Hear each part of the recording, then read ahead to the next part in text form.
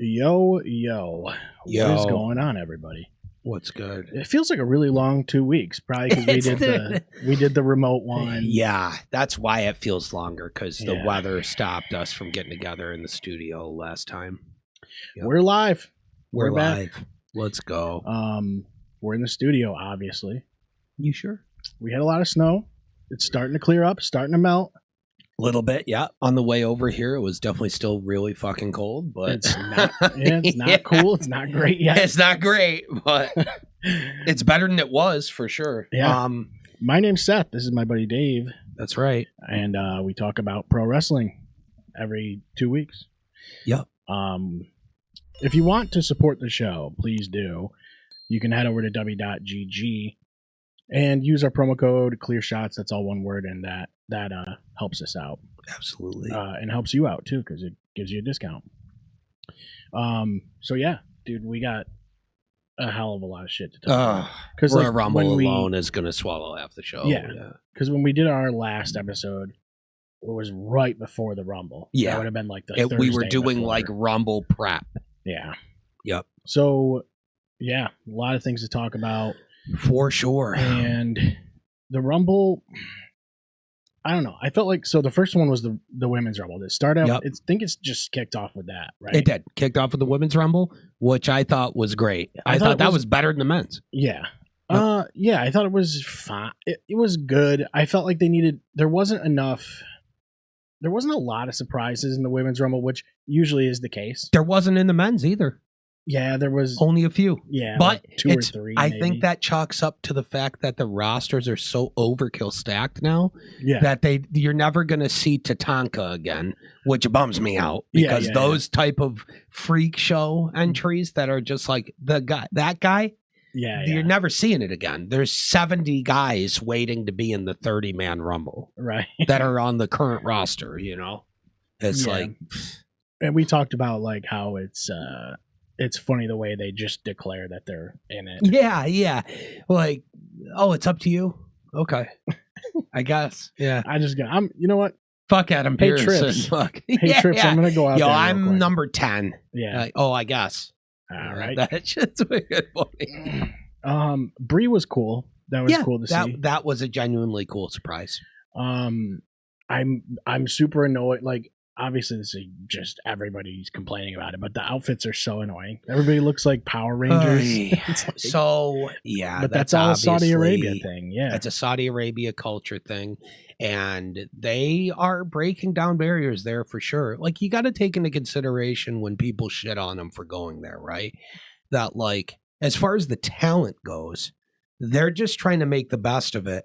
And the reality is that even though they're over there in these Power Ranger outfits, they make the best of it and try to make them look cool. And then it becomes like a special uniform for a special event. You have to make it look cool. Though, but you know, it's like the flip side of that is it's allowing them to still show these young girls over there, powerful, accomplished women doing badass shit on par with guys in a culture that, like, in 10 years from now, all those girls are going to be young adults and they're going to be going, fuck all this rules shit. Yeah. Fuck you guys, you know? So it is doing something. It's money in the bank. Right. It's money in the bank, Right. not the gimmick, but the actual, like, figuratively. Yeah. It's an investment in a culture that will pay off many years from now. Yeah, I think that's a good way to look at it for sure. When a generation of kids grew up getting access to this, Mhm. they're going to grow up and go, we are done with this stupid shit. Yeah, you know. But and then on the other hand, for me too, it's like if a country wants my product, I should be able to bring my I product. agree. I You know agree. what I mean, Oh, you want us here? Cool. Then the girls are going to dress how they fucking we're gonna want. do. And what if we do. you guys try to do anything to them, it's fucking war. yeah, You know what I mean? That's how it should be. that's what I mean. Like if Like, we that's zero compromises version of it. right, What right. they're trying to do, They're and just the way trying to- they see it is, one, these people are offering them a fucked up amount of money. Yes. So the shareholders are going, isn't that a daisy? You're going. Mhm. So there's that, and that's what they get for going public, I guess. You know what I mean? But at the same time, they're also looking at it as, well, if we do that, they're not going to want us there. They're not going to let us there, and we will have a zero cultural impact on the next generation there. Yeah. So, and that's not to just be a fucking, like, I totally understand anybody who thinks it's fucked up that like, they even go there. Bending the knee and all this shit. It's like CM Punk said, like, and everybody shits on Punk for going there and apologizing and shit, but he said it best. He goes, my issue's not with the little kid that just wants to see his favorite wrestler. And that's who you're hurting. Yeah, yeah. Because the government guy who's making those stupid ass fucking rules, he don't give a fuck. Yeah. He's not a fan. He don't give a fuck about you. Right. It's the little kids who want to go see him, or the teenagers or the young adults that want to go see him that are fucking not anything to do with it. Yeah. And you're only hurting them. So he's like, I'm not going to punish them because they're government shit. Right. That's how I felt about the Riyadh, like the comedy festival and stuff. Yeah, when people went not going to punish fans because the leaders are scumbags. But everybody just, they just get mad that people were performing there for. They're like, it's like if you hate the UFC company, which we all fucking do because they're wicked power scumbags now. Yeah, and they hate their own sport actively, aggressively, and vocally. Actually hate the fighters and the people that make them own money. They're them all the reason they get to exist. They get to have their mansions and shit. They hate them, and they tell them they hate them. And they go and throw their own talent under the bus at every chance they get and shit. So bad. Fuck the UFC. Couldn't hate them more, and will openly pirate anything they release before I ever give them a dime. Here's the good news: it's the same company. Yeah, I know. So enjoy that. Yeah, I know. And that's the thing is we see the fucking shit rolling in on WWE from TKO. Yeah. And I will also never pay for a WWE thing ever again. Because I'm going to not support the company if they're doing scum shit. Period. Right. You do scum shit, I don't support you. But I support the talent. So I will still follow the sport because I will invest my time and energy in the talent who is there to entertain us, and they don't have a fucking say in some shareholder fucking eating kids or whatever the fuck we find out they're doing now, which is no longer up for debate or conspiracy. That is happening. Deal with it however you want. You know what I mean? So if that's the shit the shareholders are doing and shit, Seth Rollins fucking isn't, and is just trying to fucking have the biggest platform to entertain us. Right. So I'm gonna support Seth Rollins and shit, Yeah. Like that's the thing is. The thing too now, like it's hard to support an individual wrestler without supporting WWE. It's almost impossible. It's really actually not. Yeah. Because what you want to know how you do it? You make sure WWE never sees your money one time. That's how. And then you still follow the work of the talent and let them have space in your memories and in your entertainment time. Yeah, I think what I'm saying is like with AEW, they're allowed to license some things. They don't I feel like WWE has a huge stranglehold over everybody. Yeah, that's as far as like intellectual property. Like the talent has more freedom in a little AEW, more freedom. A little bit. Yeah, as far as, and I don't know if how much of their merch sales they get and things like this, but I have no idea. Oh, but it feels like WWE puts their brand on everybody, of course, including their name. They want every single penny they can milk. It's why I will never pay a fucking dime. Yeah, I won't even buy WWE merch. I will only buy it third party. I will never. I can't have a dime of my money deliberately going into the pockets of shareholders at TKO. Yeah. That's simply not taking place, and nothing's going to make me do that. And if it came down to have to pay them or just straight up stop following their product, I stop following it tomorrow. I sleep like a baby. Yeah. Yep. There's no scenario where I pay them money. And I can't urge every single person viewing enough to intentionally pirate their product to make them have to stop being scum. Because the only thing they give a fuck about is money.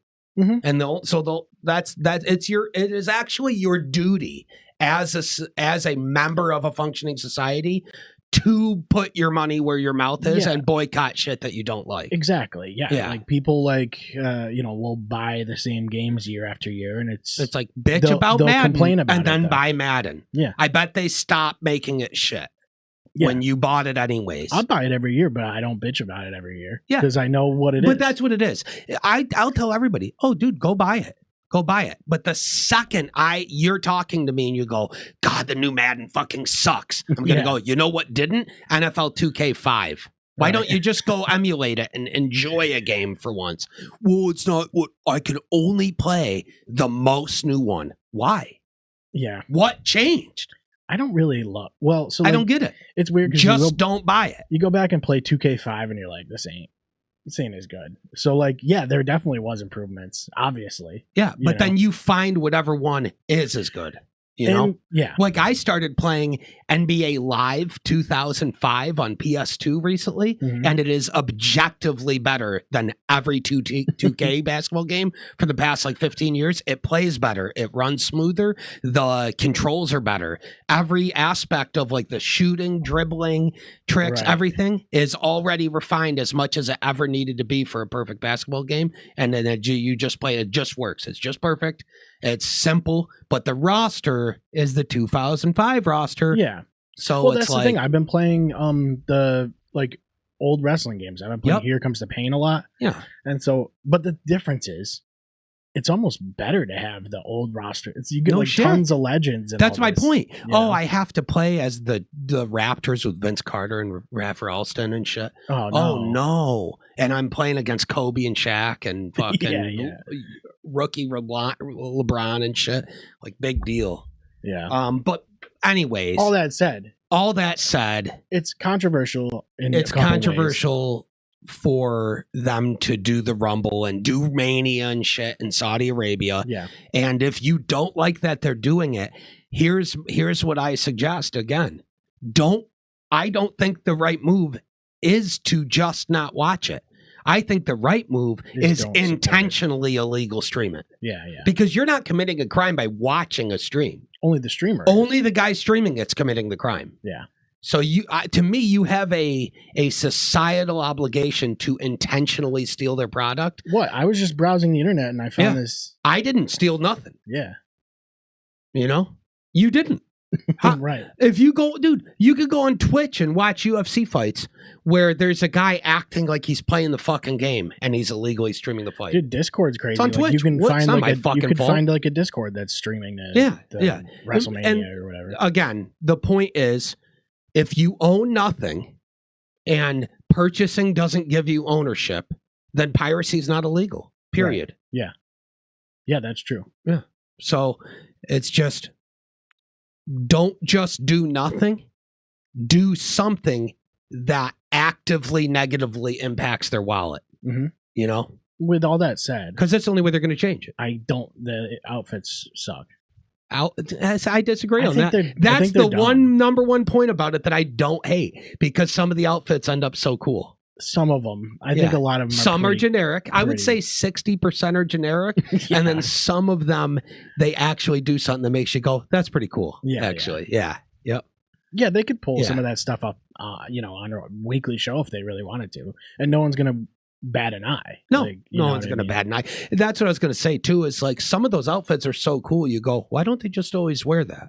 Right, Like they don't have to just be in bikinis. but Well, they. you know what I mean? Like they're It's not way wearing better- a bikini, but they're wearing like an athletic bikini that Right, covers more, but there's still a tit slip risk. You and gotta. shit. I mean, the reality is, it's better for viewers. Sure. It just is. I get it, but That's the and it's not wrestling like is- every single woman dresses like that. I mean, look, dude, not to jump around topics so much, but one of my favorite things that happened recently was Natty finally full committing on the main roster to her MMA style gimmick, Yeah, where she's going, fuck all the flash, fuck have my tits pushed up. She's wearing full coverage with like a singlet, like she's ready to go to fucking war. yeah. It's interesting because for a long time it was like bra and panties matches and stuff, Yeah. and then it became these are workers, like they're actually They're workers. Yeah. and then it now it's like it's starting to get into a middle ground where Yeah, they're like, we can be but- sexy. To be fair, that's okay. I don't have anything Yeah. wrong with them wanting to feel sexy in their outfits or whatever.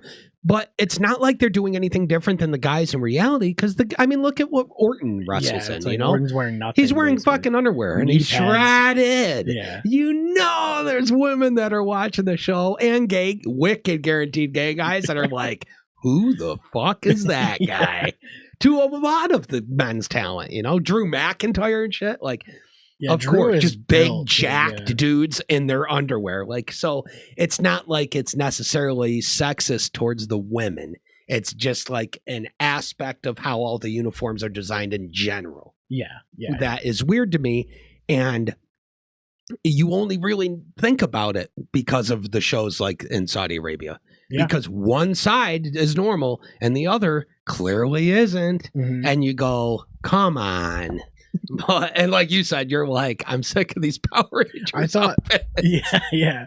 I thought Rhea's makeup was weird though. I didn't know what It was looked going on weird. with It that. looked like she just came out of the back crying. Yeah, it was and- like a clown Yeah, or something. it was an intentional homage to a character, but I'm not familiar with the character. But it's apparently something real that she was. Okay. That's I like why don't know. she did that. Because at first I was like, it looks like her makeup got messed up and she's crying over like a family member's Mhm. sick or something. Yeah. Which, if that's the reality, I hope is not the case. I really hope not. Well, I doubt that, but Yeah, but it's just that's the it I'm gonna looked see if I odd. can get like See, that. there it is right there. Yeah. Yeah, it looked weird, dude. It looked a little weird.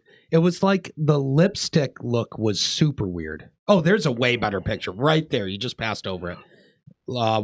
Over to the right, that one. Yep.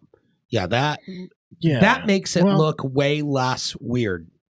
Yeah, it's still kind of weird though. What's Yeah. the red nose and It stuff? So looked it must weirder. It looked weirder during her entrance, I think. Be, yeah, Was when it was weirdest.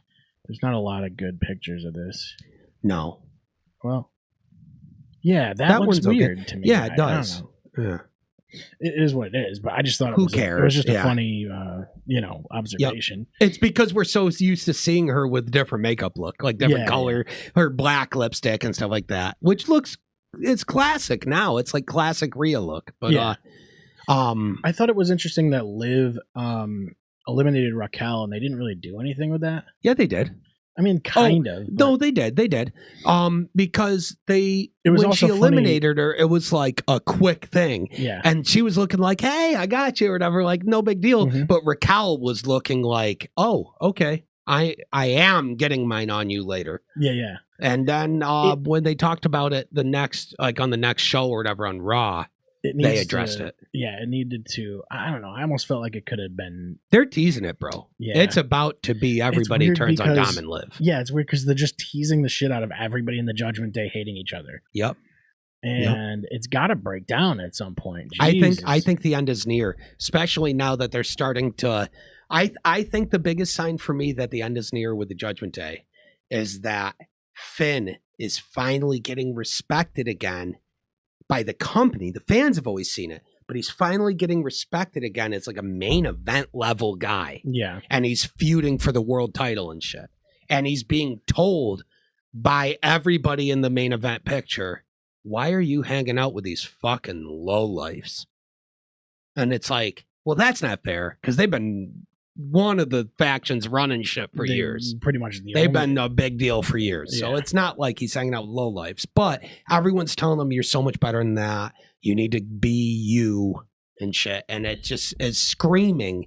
To me, that's the launch point for him to finally go, fuck all this. Yeah, You know? Yeah. Dude, apparently one of the original plans for Mania, for the last Mania, that was on the table was Finn leaving Judgment Day and facing Dom at Mania as the demon. And they See- didn't do it. Doesn't Yeah, that maybe make it's you go, because- no? well, I'm trying to think of like what really big has changed since Mania with the Judgment Day. I mean, that's about it. Liv's back. Yeah, Liv's because back. like it makes you wonder if they Um, if they were like, hey, what if we do this for a year? Like, what if we do this first? Yeah. But like, what is that exactly? Because Dude, I don't know. really know what. I don't It's know. not clear to me what that would have been. Yeah, me neither. But it does seem they're going the way of him turning on Dom and facing him at Mania at some point or something. So I thought the end of it was good, like the Liv, Tiffy, Sol Ruka. yeah, thing. oh yeah. I honestly legit thought Sol was gonna win. She looked great, and she's been great. So she's been great. Yeah, this current wave that, of new talent has been god tier. Yeah, so the Rumble did a great job of a number of things, but I think the biggest thing it did was it elevated the young talent. It put a spotlight on all big those time. guys. Couldn't agree more. Not just Sol Ruka, not just Sol Ruka, but also let's see who else had a really big showing in obviously like all the guys in the men's Rumble. Well, yeah, of course, but just in the women's, you had. I mean, I'm trying to think of all the Judgment Day people were in it and had great showings. Yeah, let's just bring up the list of everybody who was in it. Who was in both of them, really? 2026. Yeah, it's gonna have to be 2026. Because we know it's got a whole. Yeah, here we go. Yeah. Kiana James was wicked good. Lola Vice was okay, didn't do too much. Jordan Grace is going to be one of the main event major players, like fast. I think so. Yeah. It depends on what they want to do with somebody. Like, it's really up in the air, man. She's feuding with. Because think about they still have like Julia and things like they can do stuff with these people. Lash Legend was a big showing. Yeah, she was great. Maxine did a good job. Yep, Maxine did good. Julia was good. Julia was really good. Yeah. JC Jane wasn't bad. Kalani Jordan wasn't bad. Like a lot of these younger, like I say younger, but like newer to the main roster talent were really, really good. And that's so not easy when you're talking about a Rumble match. That's kind of a fuck all, you know? Yeah. But Tiff coming back at 30 was sick. I liked that. Yeah. I'm glad she's back. Yeah, I think Liv winning is cool. I hope next Rumble it's somebody fresh. Yeah, and it's like she deserves it though. Yeah, of course she does. Yeah. I think so. She's been one of the main characters in the women's side for a few years now. She's been one of the best. Yeah, I just don't think they're confident enough with somebody like a Sol Ruka or something. It's like, yeah, she's great. That confidence is there now. It's building, you know. I think with the Rumble, they're looking at who they're the most confident in. Yes. Who do you know after that year can be in a main event level position at a Mania? Yeah. Oh, well, Liv, you know for sure can. Mm-hmm. You know, without a doubt, you know for sure she can. Gunther and Styles was a great match. This was it? Yeah, I thought that was. Well, so far this year, that's my favorite match. That's one of the best matches of the year so far. No, if not the best, at least in WWE. That's probably the best match in WWE all year. It was incredible, fucking believable. Unfucking believable. Something about the way they worked at the pace and the storytelling, the psychology. It felt like an all-time classic wrestling match. Yeah. You know what I mean?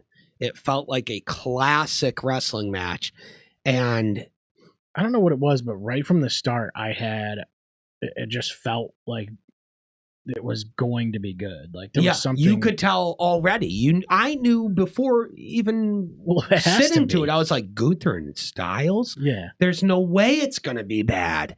It was just, I think it exceeded expectations for even that, and being AJ Styles' last match of his career, presumably.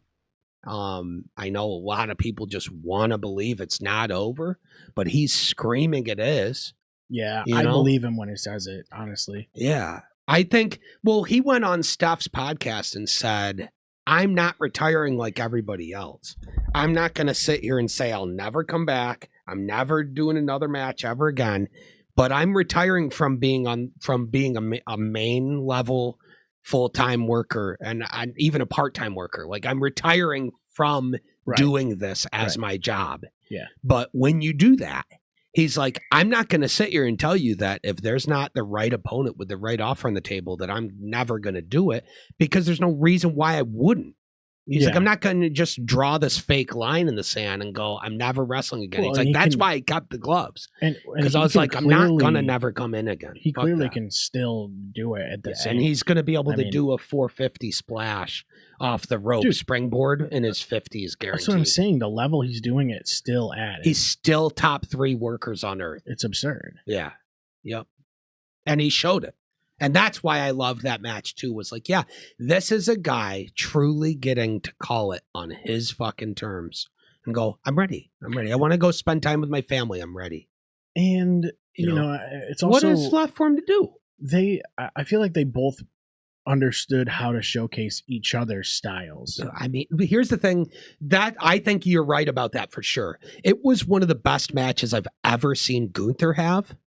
Mm-hmm. But it was like a average who cares match for Styles, because he's top 2 ever. Objectively. Yeah. He's top 2 ever. It's him and Michaels. That's it. They live alone as 1A, 1B, and ask anybody in the industry, and they're going to say one of their names. Yeah, for sure. You know what I mean? When Kurt Angle, who's another guy in that highest echelon ever of in-ring workers, when he's going, I wrestled Shawn in like 2002 and debatably his prime. And I wrestled AJ also in his prime like 8,000 times in TNA. And he thinks Styles is like that much better than Michaels in the ring. Like just a hair. Huh. And that's a guy who wrestled both of them in a point you could call their prime. Yeah, so you got to take that kind of stuff for real, because you have to. It's like when Tom Brady said that Aaron Rodgers is like the most talented quarterback he's ever seen. You have to be like, find a guy more credentialed that's ever lived to be able to speak on that with authority. Yeah, good luck. You know, it's like Undertaker says, 2 best guys he's ever been in the ring with are fucking Michaels and that not been in the ring with. 2 best guys he thinks have ever wrestled is Michaels and Styles, and it's why he wanted Styles to do his retirement match. Yeah. But he never got to have the match he wanted with Styles. He wanted debate, like dude. A WrestleMania 25 type match or 26 with Michaels. Like he wanted one of those, but with Styles, where this time Styles finally gets him. Yeah, you know. Cool. That's what he originally wanted, was to go, I did it. It's one of those things, like that one's really hard to debate, dude. You can find whatever metric you want to find for measuring how you decide who the best is, and he's going to be at the very top level with whoever else is also at the top level ever there, you know? Yeah. But that's the reality. There is no number one ever guy, but there's tiers, and he's in the tier that's the highest tier that exists, and he's there with like a couple guys. It's like the S tier of S plus fucking yep. Absolutely. So that's that, not to ramble about how just much of a fucking god style is. But my point is like, if his retirement match was with a blow-up doll, there's nothing you could do to make it be less than 4 stars. You know what I mean? There's nothing you could do. Right. We would probably end up crying. Probably end up being a grown man crying because he does a job in an emotional final against a fucking blow-up doll, like a Roomba or something. A Roomba, yeah. And you're on the edge of your fucking seat in tears, like counting. What, dude? No, he's gonna tap. Actually, that's a funny idea. You know what I mean? Like it bumps into his foot. Yeah, and it takes a bump. He traps stubs. Oh my god! Somebody's done that. Somebody's done it. Yeah, somewhere. Dude, Omega wrestled a blow-up doll. Oh, yeah, he wrestled a little girl, and it was sick. Yeah, it was. It was sick, bro. That's another guy who's in that tier for sure. For me, he's in. So he's probably my favorite wrestler that's never been in WWE. In Dynamite, a couple weeks ago, he had a match with Andrade, and it was phenomenal. Match. Shocker! Great match. Andrade's been doing good now that he's back in AEW. Well, this is another thing. So I guess I'll just get my Dynamite notes out of the way real quick. Sure, yeah. Because there wasn't much. Well, okay. but it's a matter of guys that can put on Yeah. great matches. Yes. And they're less restrained. You know what I mean? Yes. Yep. And And when guys that can put on great matches and they just want to have maxed out matches go to AEW, it seems like that is where they belong. they're allowed to do what they want to do creatively. Yes. And that results in guys like Andrade. Now it might also Here's the thing, result though. in injuries. You know, It might, that's the thing. but this could be the thing Andrade needed to really have a serious run, though, because before, when he first came in, he was red hot, and then they did nothing with him, and he just floundered and he left, and he ended up coming back to WWE. But it was kind of definitely feeling like it was just because there was a strain on his relationship with Charlotte, so he wanted to get to WWE to try to be on the road with her and make that easier on them, and it didn't work, and they ended up getting divorced, and that's sad. Couple splitting up is never sad, because nobody gets divorced because they shouldn't have. You know what I mean? An accident. It's not an accident. So it's better for both of them. And hopefully they're both happy and shit. That's interpersonal stuff, personal life stuff that kind of that's nobody else's fucking business. You know what I mean? But either way, it appears that's what took place, was he went to WWE kind of to get a reset. And I think that's smart. He's a great talent who either company would love to have. Yeah. It's just he needs to figure out how to use that to his advantage in a good way, and I think he did that. He got a reset when he came to WWE. He fits better in AEW, and being away from AEW for a while on WWE makes it so that when he comes back to AEW, it's very fresh. Mm-hmm. It's like, oh, this guy's back, and with momentum. He's basically made 2 returns. He came back, and I don't remember if he got injured or like what. He came back for I guess there was like a weird contract thing. Yeah, and then he it lapsed basically or something. Yeah, they just had to wait. He disappeared again, and then came back again doing like the same thing. Yep. Which was crazy. I think he misunderstood what his clause was on his contract, and so he thought it was over. Yeah, went to AEW. Then he found out it wasn't and said, "I'm so sorry, guys, but it's not, and I was mistaken." Like a non-compete. We got to, and he's not going to fuck with that because he'll get sued. Right. So he's like, no, we got to cool this. We got to stop this. I'll come back when I'm good. Yeah. And fans will not really be pissed about stuff like that because you understand that it has nothing to do with the product and it's just stupid office shit, you know? Right. And so you're not going to blame him for that. You're going to go, oh, it's just dumb fucking antiquated fucking not compete clause that shouldn't even exist because they're fucking independent contractors. It's stupid. It really shouldn't exist. I agree with that. Yep. It shouldn't even exist for like a dishwasher. Oh, you don't want your big talent to jump ship and show up on AEW tomorrow? Probably don't treat them like that's shit what I'm then. saying, like this Probably don't treat them like shit. And they won't do have that. those in like if you're like a line cook or some shit. That's the dumbest shit of all time. You can't go cook at Texas Roadhouse or whatever. Sue me for it and see how it goes for you because that's so dumb. Yeah. But the other match on Dynamite, which this was on the next week's Dynamite, another guy who was WWE guy, it was Kyle Fletcher and Tommaso Ciampa. Ciampa, bro. A fantastic match, dude. That guy, I'm so glad. And I need Gargano to go with him. I can't tell you how bad Gargano belongs there. Yeah. Their whole squad, Gargano and his wife, Candice, she needs to go. Like, I love both of them, and I love Ciampa, but they are very legendary indie darlings. Yeah. For indie darlings. You know what I mean, though. And they need to be in AEW where, you know, like, those guys have an opportunity to fucking do something big if they go to AEW, you know? Candice is so awesome and so terribly criminally underutilized. And you know it's because she's 40, you know? Yeah, yeah. So they're like, well, she, you know, who gives a fuck? Orton's almost 50. Yeah, she's worked all over the place. She's been everywhere, dude. She's great. And, yeah, dude, PWG. You know, and the bottom line, really, it always comes down to Wrestling Human Tornado. That's funny. Do people, like, does WWE really have the space for all these people? No. They tend to sign people that have big reputations, they're great performers. Just to lock them up. You just can't do anything with them necessarily, you know? Yep. There's just not enough room. Look at the guys she's faced. Adam Cole, Johnny Gargano, Tommaso Ciampa, Roderick Strong, John Morrison, TJ Perkins, Chuck Taylor, because of PWG. Mm-hmm. Literally, like, what? Yeah. It's crazy. so ridiculous. The Young Bucks, Kevin Owens. Oh my God, Joey Ryan, dude. Oh God, that's not even worth getting into. Christopher Dan, like so many of these dudes, Ricochet, Frankie Kazarian, dude. Like this is what a crazy lineup. She was in DDT, dude, with Takashita.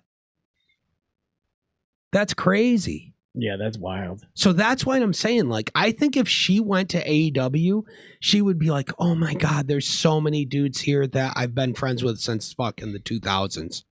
Yeah. You know? And Ciampa, who's best friends with her husband. I don't know. And probably has just been friends with her. It depends forever. on what her contract looks like. Probably. True. She'll probably let it run I out. say that only because her and Gargano are people that just aren't doing shit in WWE right now. Right. They've got to be going, I'm begging you to let me go with Ciampa.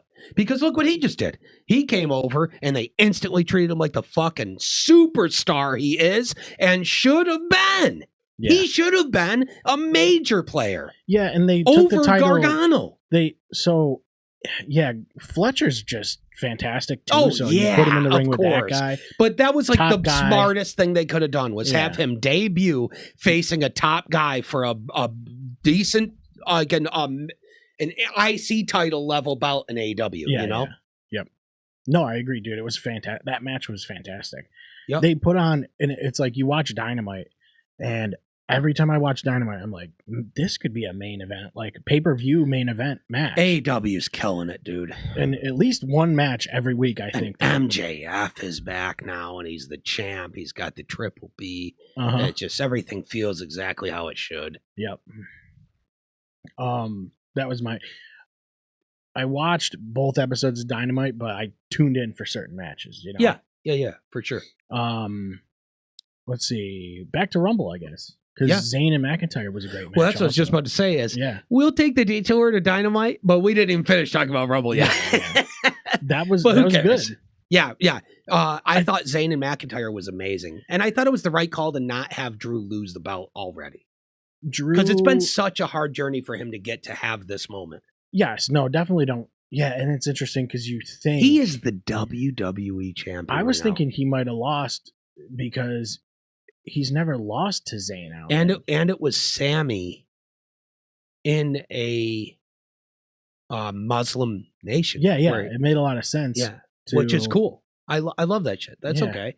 But I don't think it was the wrong call to have. I think it was the right call to have Drew win and have a longer reign. It doesn't mean you can't have Sammy beat him for it down the road. You know? Yeah. I just don't think it was the right time. He just got the fucking belt. It's tough with Sammy because it doesn't. They keep kind of ramping him up to like where he might get have a title reign, and then he just kind of like disappears. But you can get a better chase out of him than this. I think you can get a better chase out of him than this. And it starts with having him initially lose and fight his way back. I think people are just worried if he's like, going are they to. Actually gonna do it? Yeah. They should. I think they should. I think it is time to do it. It's hard to tell now. I think the guy that should end up beating Drew for the title is Zayn, but it should happen at like, if not Mania, because it looks like the Royal Rumble winner is Reigns, and he's very much aggressively picking Punk, which I loved. Mm-hmm. Which means Drew doesn't have a Royal Rumble guaranteed opponent. You know what I mean? So they're going to do the chamber. You know? So I think whoever ends up in the chamber. Yeah, when's the Elimination Chamber coming up real soon, isn't it? It is. Yeah, it's in like a week and a half or something. I think it's next weekend. Not this weekend, but a week. Yeah. Yep. February 28th. Okay. So yep. What are we looking at? Yeah. Not this weekend. Okay. So not next weekend either. It's the 2 weeks after that. 2 weeks from like Saturday. Yeah, 2 weeks from Saturday. Okay. I thought we were farther into February, probably because I'm just like hoping for better weather. And I'm like, please be almost done with February. Yeah, dude, tell me about it. Let's see. But sometimes you just don't really know nowadays. It's tough because there's a lot of guys that feel like they should be getting this push, and I don't have a lot of confidence that they're going to. No, especially with guys like Karrion Kross. especially with that. What? Look at guys like Knight. Yeah. LA Knight. Really? Right. It's not like, his time yet. What are we fucking doing? Yeah, I don't have a lot of faith. I don't. I have a lot of faith that what's going on is Triple H knows how to run a wrestling company because he sat there and watched it be done correctly for decades. Right. So he's going, yeah, this is how this works. And then the board members are going, no, it's not. We need Cody and Roman to be the only guys ever. Yeah. Because if they're the only guys ever, then we can use them for branding consistently for eternity. Yeah. And he's going, that's not how wrestling fucking works. I'm going to just always defend it because I don't think, I just don't think as much of this is on Triple H as people make it out to be. We've seen him book well in NXT. Yeah. We know it's not him.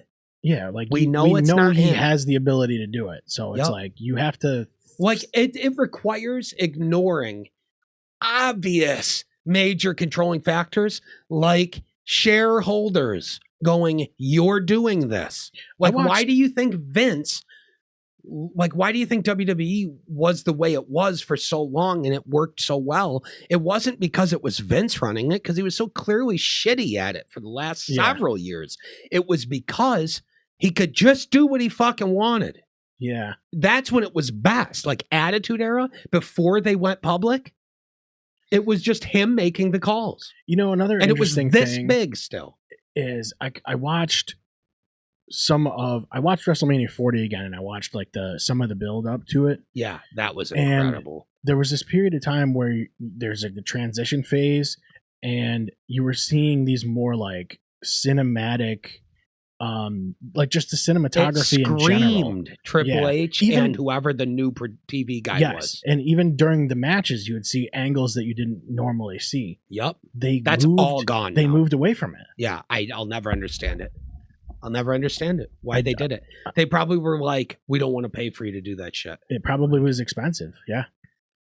Hey, yeah, I wouldn't be surprised. We don't want to pay for it, even though we're making way more money than we ever have been. But we're in the age right now of American corporations strangling themselves out of existence because of the end of unchecked capitalism, which is political shit we don't even need to get into. Yep. It's just is happening. Whether anybody likes it or not, natural stage. It just is reality, and it's a natural stage of when you go stage capitalism. It's the end game is corporations have to turn into scum because all they're worried about is making more money than they did last year. It's having a business where it's infinite growth, where you have to make more every year. You have to show growth. That's not real. That's fake. Yeah. That's not how it works, and they won't let that go. And that's why we're in the position we're in right now. Well, if I had a business, I would want growth, but it doesn't have to. I don't want it to be the only it's not priority. Realistic. Yeah. Get growth forces you to eventually get to where you're committing human rights atrocities. I just want to. It's the only way. Yeah, I would just want to make enough money to live. You want to make enough money to beat where everything's paid for. Everybody's making tons of money, and everything's great. But that's fantasy. Then settle there. It's fantasy land, you know. It's not, because they've been there for decades. They've been doing there. You mean it's fantasy land because to have them do it? Yeah, of course it's it is. Like anytime you see potential to earn more, you're going to. Yeah, but if you don't, that's because the government refuses to regulate it. Regulation, right? Yeah, and that's all it is. You have to regulate that shit. Yeah, that's not what. And so the reason we even briefly bring that up is because that very real world reality problem is what's going to cause big things like WWE to shit out and stuff like AEW not to shit out because it's privately owned by Tony, and he's going, no. You can't ignore it, though. It's in your wrestling You now. cannot ignore it because it has entered the wrestling sphere. Yeah. And you're seeing a major conglomerate like a TKO strangling itself. They're shooting themselves in every limb hard over and over again with both UFC and WWE. Yeah.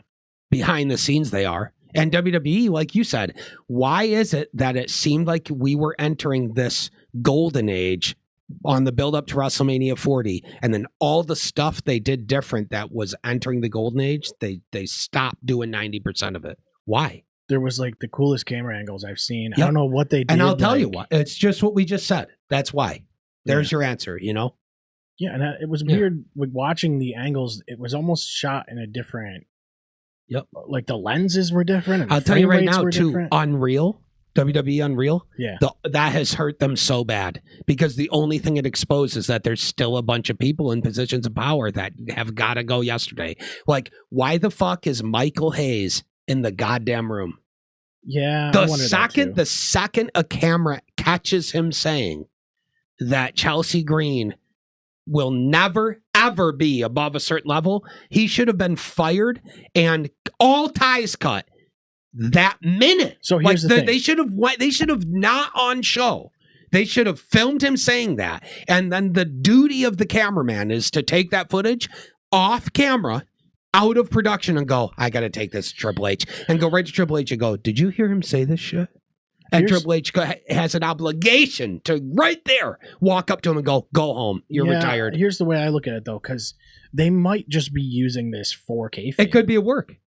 you know? But if it's not a work, then it exposes that guys like him have to go Right, 10 years right. ago. Oh, yeah, Because that's they without just a have an doubt. antiquated idea of how the business works Right. that is out of line deeply with how it actually But fucking if, works. If I'm now. doing that show though, I could just do like just fake everything. I could say, hey, do this, and Dude, then you know what we should really we'll do? surprise the We crowd. should bring Brock Lesnar back for the 50th time Yeah, and have him suplex everybody and win the title. And then we'll go nowhere with it and he'll leave when his contract's I'd up. have them sitting in the Let's boardroom do and it. be like, should LA Knight win the title at WrestleMania? And then they'll all be like, I think we should do Lesnar again. You know what I mean? That's what I mean. Just to fuck with people. yeah, yeah. And then you do have LA Yeah. Knight win. Yeah. Or you have it be Lesnar and But Knight that's the like point, cashes is in or something. You know? The hope is that the excuse they use that they're always a step ahead of the audience and whatever you think you know is not what what is really going on, right? Mhm. The excuse is that excuse better be true or else it's ultra lazy. Yeah, yeah. And they're just going, we don't want to work as hard as we need to make this good. Okay. Or probably fire Bruce Pritchard, probably fire Michael Hayes, It's- fire everybody Old that heads. says one word that exposes them to be an old head. Yeah. The second they're not on the pulse of what's happening now, bye. Like a William Regal, you got to have him around at all times because you ask him about the current shit and he's going, yeah, we need to be going in this Yeah, direction. he's Like, understood he's how active. to evolve with the That's right. products and- That's right. You need guys that understand the evolution of the product and aren't Jim Cornette level guys going, yeah, yeah. why don't they do a rest hold for 3 minutes anymore? This sucks. Yeah. Okay. We need a Lex Luger. We need another Lex Luger. Yeah, it's like, no, you don't. No, you don't. If you can't see that Chelsea Green is a not main event level star, like a company leading star, yeah, she then is that you've good. got to fucking go. And that's it. Well, You've got to go. maybe he's just never seen anything. You know, what I How mean? has he The never only thing- Then he's got to go. Yeah. Because if you get to speak on and be a factor in the decisions of these people's careers, yeah, and you aren't even watching and understanding that she's one of the best talents you have, male or female, then you've got to fucking go. well, not even that, but That's you should also have your research done and know what Yeah. she has. Why do you done. get to be there if you're not doing the fucking job? right? Because you're Michael Hayes and everyone likes you? Fuck Michael Hayes. Who gives a shit? Yeah, no one cares because No one cares. Yeah, no He one was would know- relevant in the early 80s, and he's just been the best leech guy ever. Nobody He's been would sitting notice. in that fucking control room for decades in his weird ass outfits, doing nothing and contributing nothing. I'm saying like no one would notice that he was gone. You Yep. know what I mean? No one would notice. And that's the thing. Prove me wrong then and show everybody that this guy's a genius and show everyone what he fucking does and that he's indispensable. If you can't, then he gotta go. Right. Sorry. Yeah, yeah, yeah. At a certain know? point, you have to like display that. You're Make him capable. show that he's worth a damn. Yeah. That's the reality. Make everybody in every position show that they're worth a damn because you damn sure do that to the talent and they get no fucking Well, say. It also holds them accountable. Like, Yeah. if they Hold. That's can't dude, perform, oh it's my the God. same way as you would look at at a Yep. wrestler. Yeah, they'll hold the talent accountable, but they'll never hold themselves accountable. And that's another major problem we're having right now in the world. Is people in positions of power it's always the not case, being yeah. held accountable. Yeah. But it's happening there too, and it's only worth discussing because it was such a shell shock to hear him say that. It was like it has to be a rib. It has to be a rib. It's not possible to watch her come out and talk one time. No, Matt, just watch her come out and watch the crowd react and listen to her on the mic one time. How do you fuck it up? How do you fuck it up? I want to look at the exact quote. Yeah, he said that she has a ceiling on her and that's it. And she had no idea and found out about it and was like, okay. Entertaining. She is not intended to be a top tier performer like Charlotte Flair or Tiffany Stratton. Why though? And why does he even get a fuck? Why it didn't? You know what? The only way this clip works is if he says that, and right after he says it, Triple H is there looking at him and go, "Are you a fucking retard? What are you talking about?" You know, that's the only way. That's the only way it's acceptable to have him say it, as if he gets shit on right to his face after. Chelsea makes the most out of her time. She's not meant to be the top girl. Yeah, you're fucking dumb, dude. That is, I can't more aggressively say that if he's serious about that, he's got to go. That's it. That one statement is enough to go, nope, it's over for him. He's got to go. Yeah. He has no value. No value. Because it doesn't matter if he's producing matches and helping. Like, because if he's an executive producer of matches, right? Because he was a good worker, which he was. There's no debating that. He's good in the ring, you know? Yeah. So what's the position that Abyss is in now? He's a match producer. So why so producing matches is different than being able to like decide. But why, if he's not producing matches, why does he just get to fucking sit in Gorilla and just sit on a stool off to the side and he's randomly talking to people every time and saying thanks and shit? They treat him like he's some fucking dignitary with a powerful position in the company and his opinions respected and shit.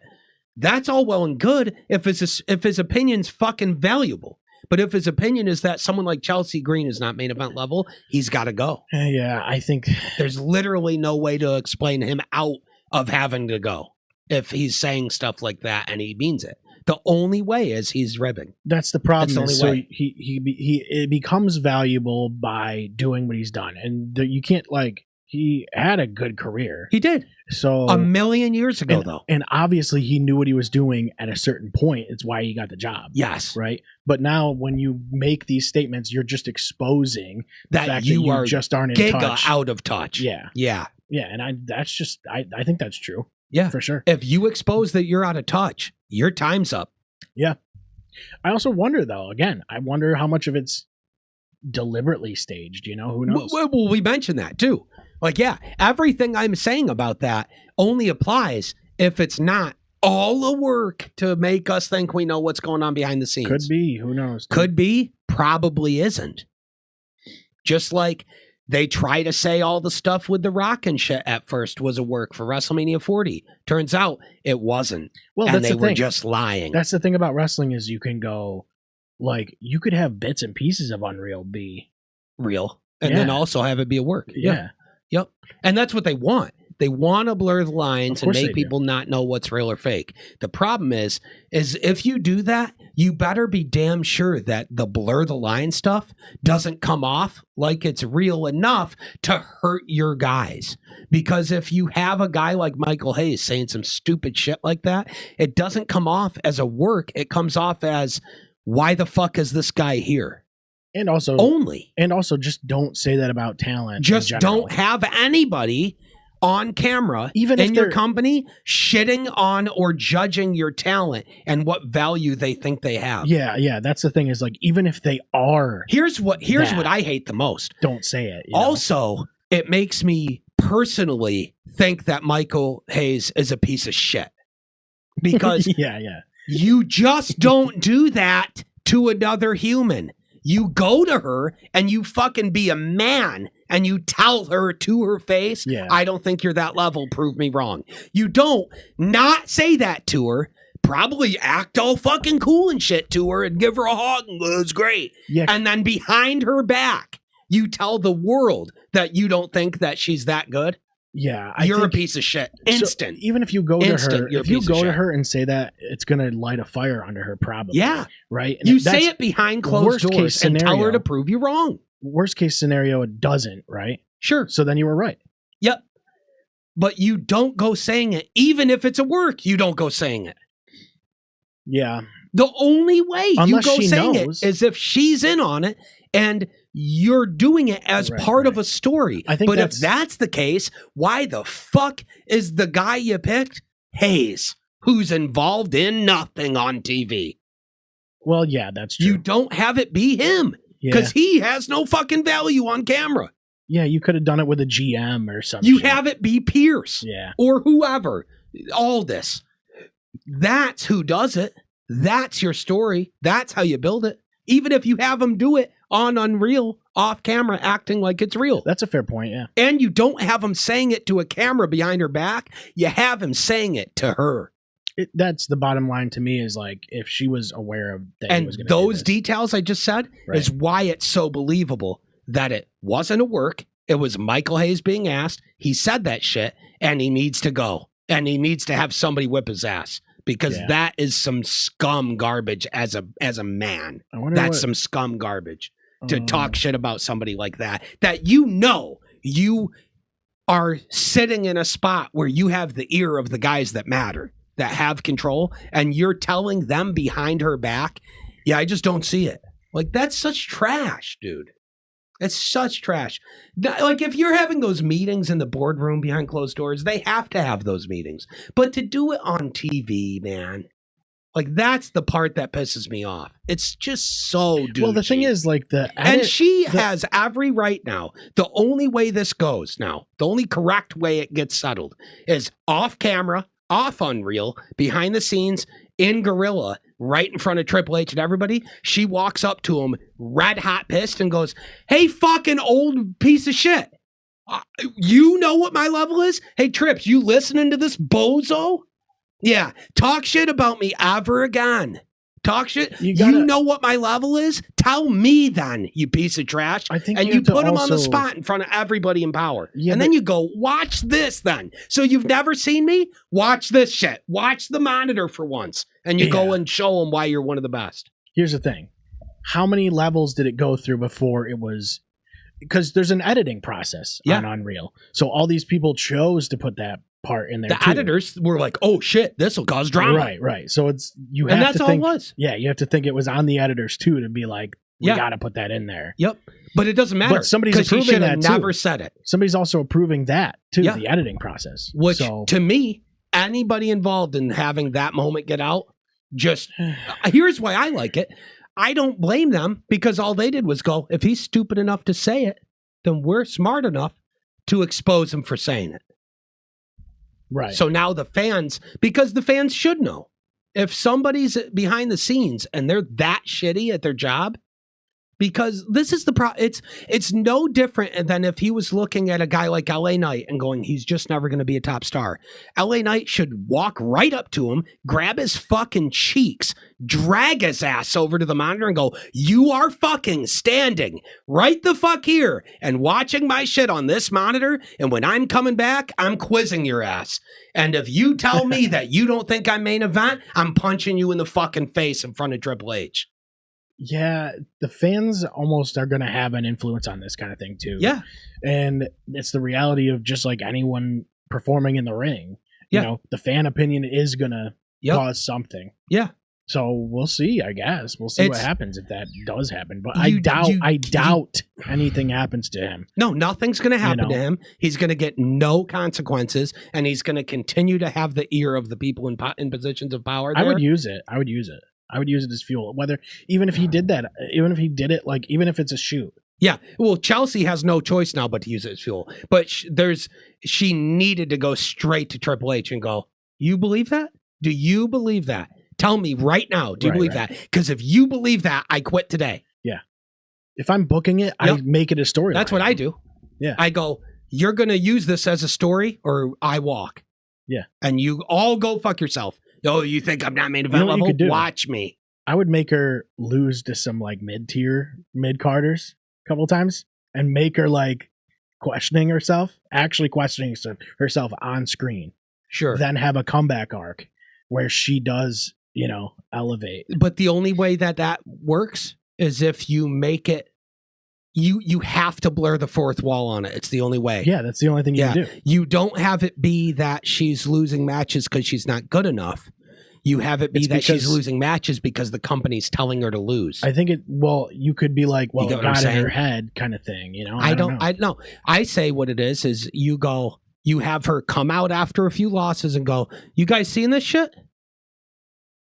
You guys seeing this shit? You could, yeah. And go, hey, we know it's a work, right? Why do they have me doing the job to everybody, huh? Yeah. And that's what you do. That's the cool thing is that you could, if you really want to, even if this is what I'm saying. It's the new era. I said, you blur can the lines. Go certain ways with this and try to play with it. But it's her. Now she has to, and it shouldn't even be that way.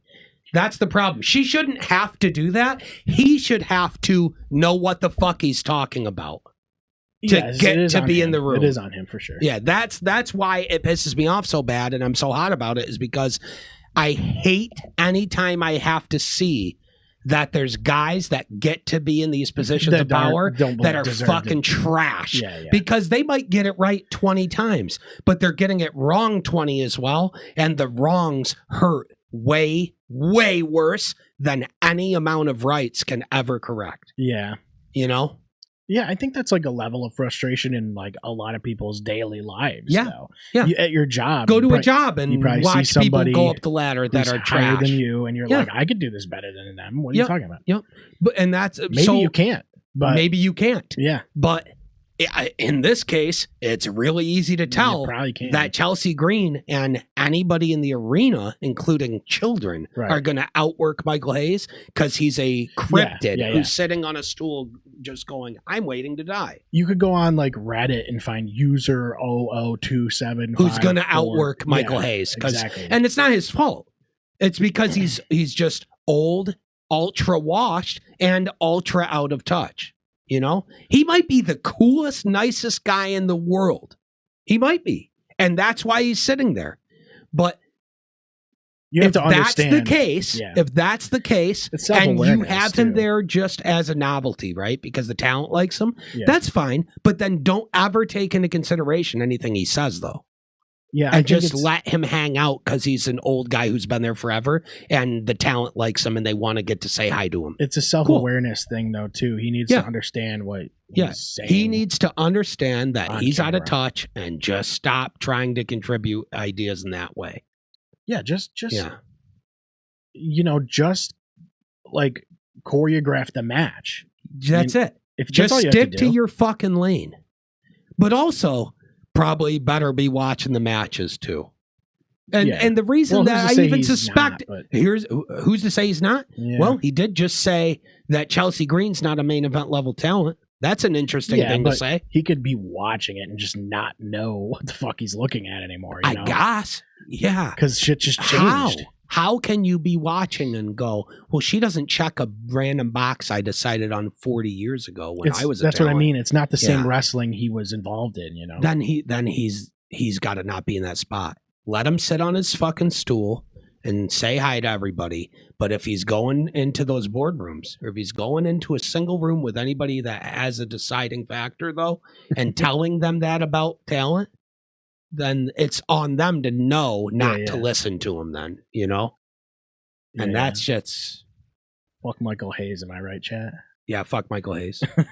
Seriously, though, like, I know I'm sitting here ranting about it, but that's like, you're fucking ruining this girl's career and you don't even have the guts to do it to her face. That's such a big, like, instant fist fight material for me. Yeah. I could never have it.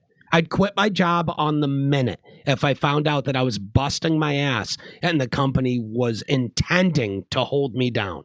Well, and that's just his opinion. That's just his opinion, though. It's like he doesn't have the final say on this. Like, they can push Chelsea Green tomorrow, and it's like he doesn't have any. He has no say in that. But that's my point.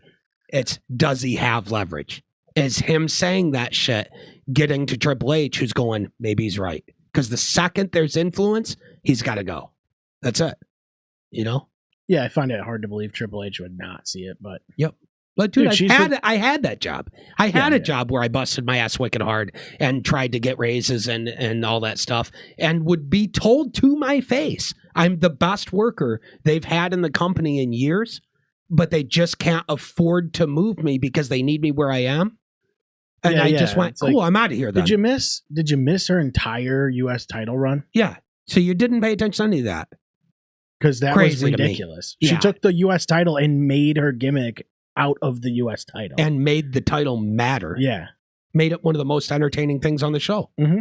Yeah. I said, she's basically just said, like, the belt is my gimmick now. Dude, she's too good. She's too good.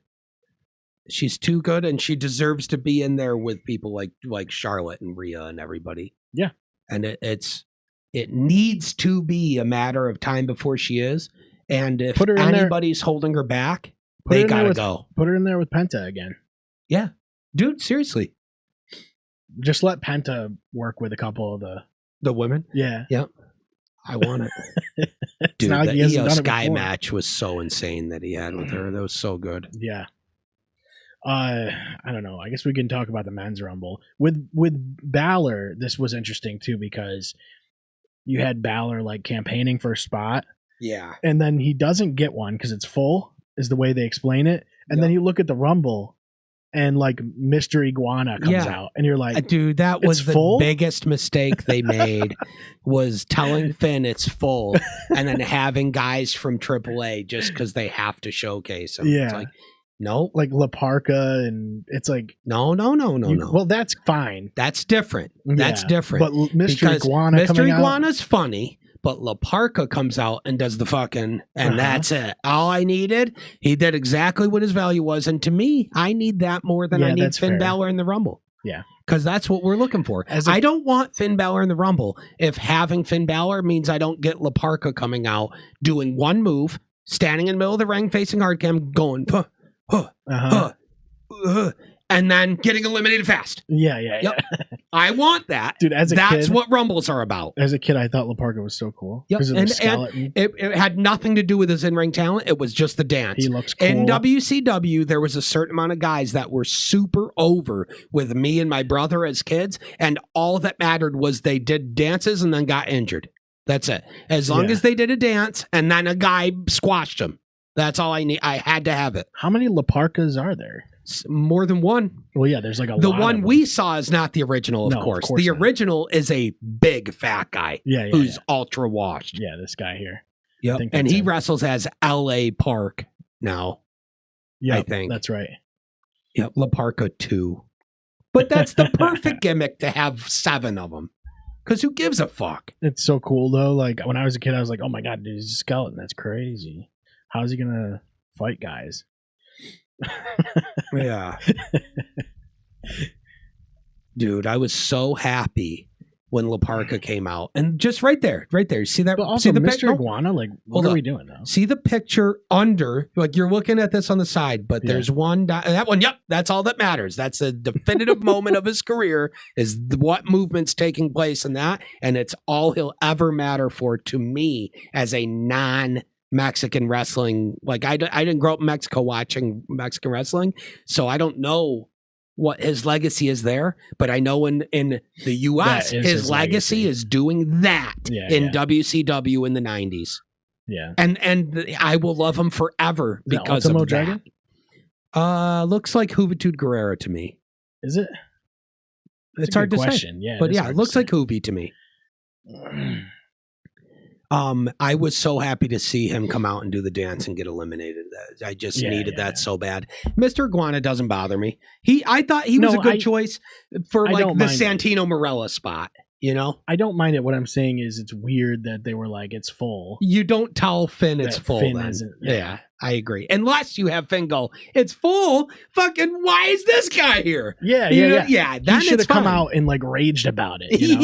Yeah. Instead of being like, oh, it goes, it's full. He was probably back playing 2K26 or whatever, 2K25. Hell yeah, dude. Hanging in catering or whatever. Somebody made a post and they were like, literally all Balor's done all year was like play video games, and then he shows up and he's like, I want to do a title shot, and they're like, okay. Yep. And he because he's so good. He's so good that they're like, it's like the best whoever career. It is needs to look at him for a few seconds and go, who the fuck does this guy think he is asking me for a title shot? And then the images in their head flash of everything he did, and they go, okay. It's like he couldn't possibly make wrestling look easier. By playing like just he's just chilling in the background. The best really was when it was him, JD, and Carlito in the back all the time playing, and Carlito wasn't even playing. He's just chilling, watching them eating an apple. That's the glory to me. Carlito in the Judgment Day, that era was my favorite era. That was just the best. I can't wait, dude. He's coming to town. We're gonna.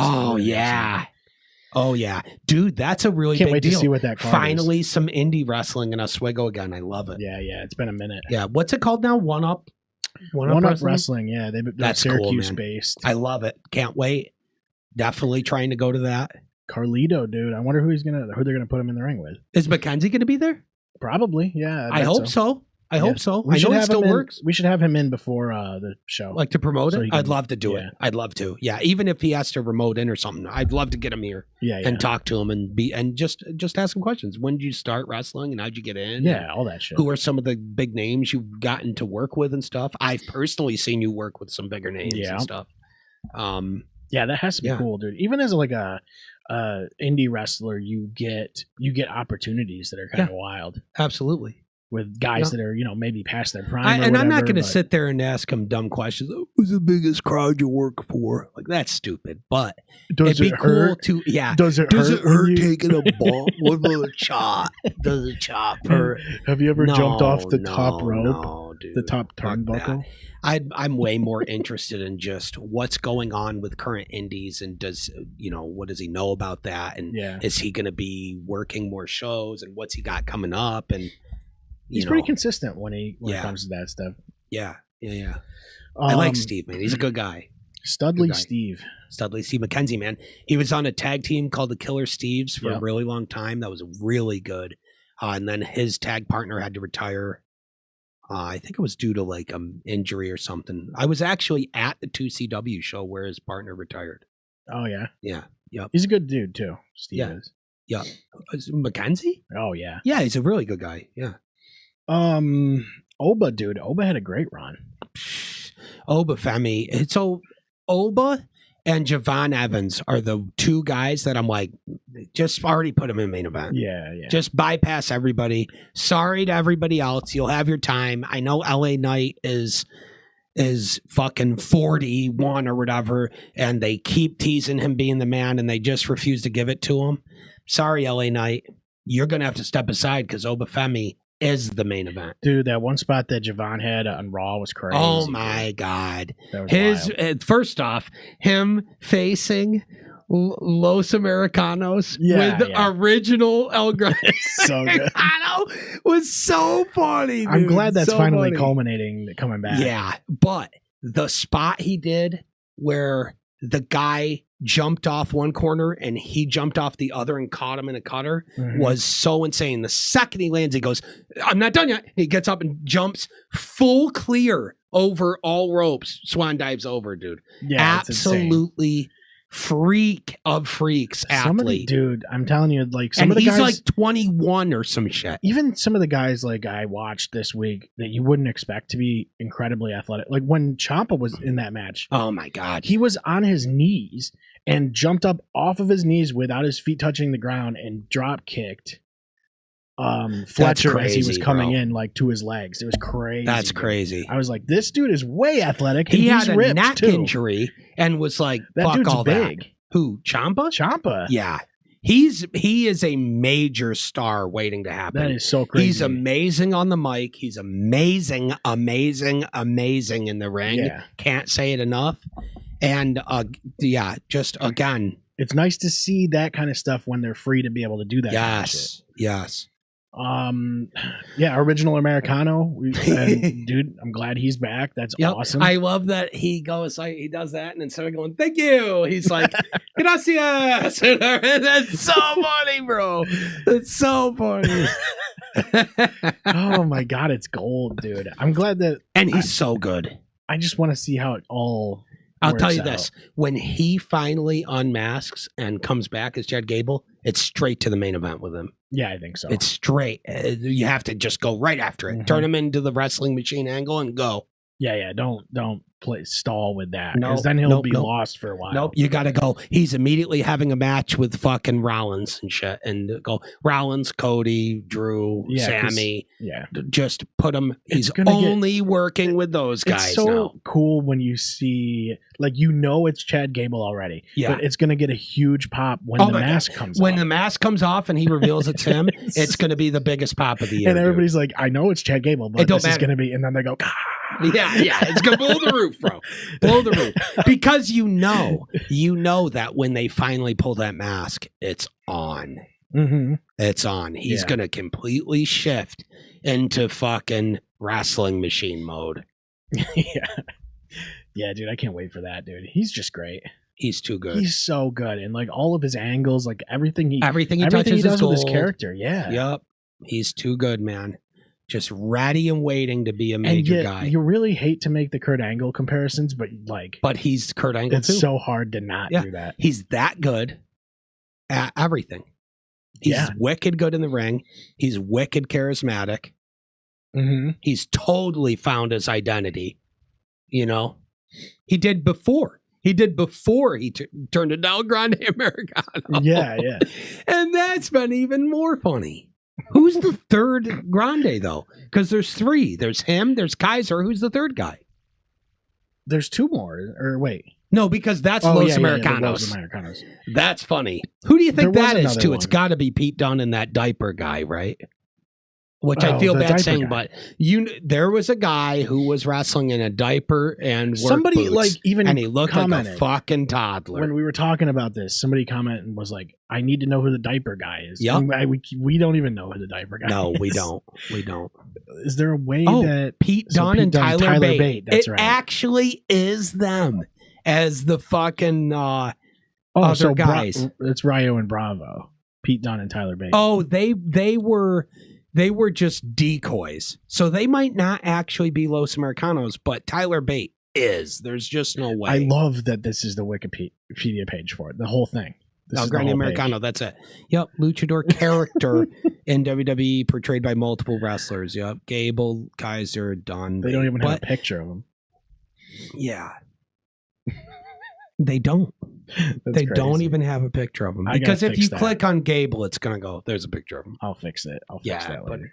Put pictures up of every one of them. Going like this, yeah. Yeah. Royce Keys debuted. Yeah, that's big. A lot of people shit on the name instead of just calling him Powerhouse Hobbs, right? Yeah. Going Royce Keys. Well, his reasoning for the name makes me go, I'll accept it. Yeah, I get it. Yeah.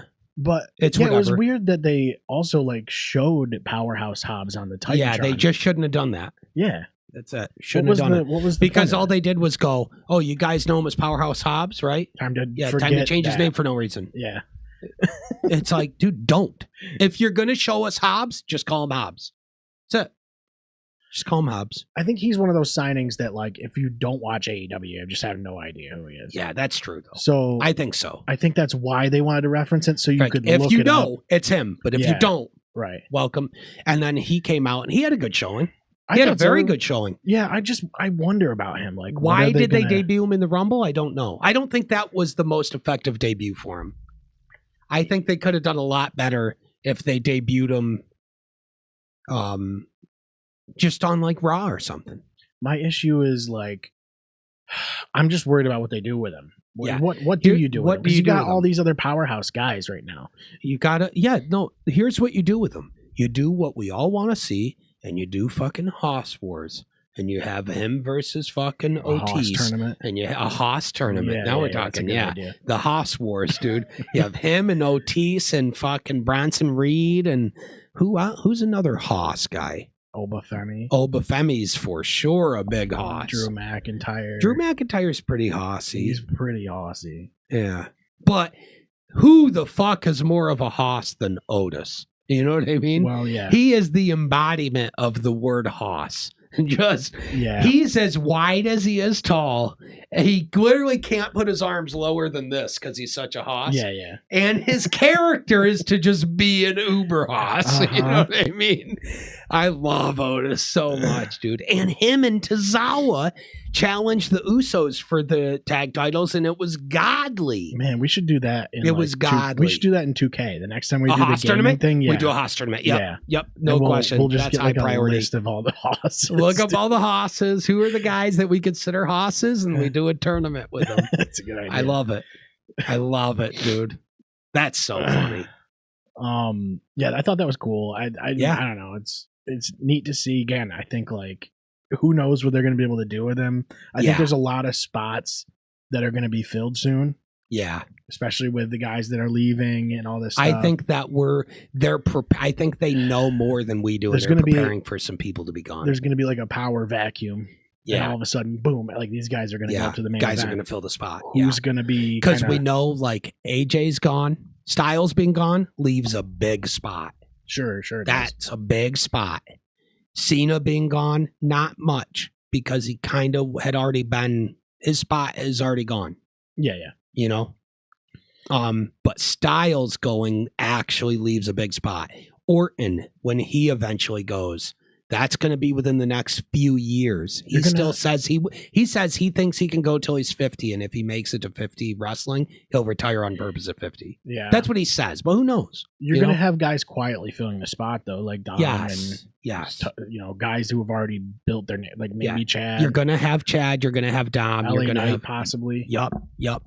And Chad's almost 42, but again, look at this 40-year-old number. No one gives a fuck, dude.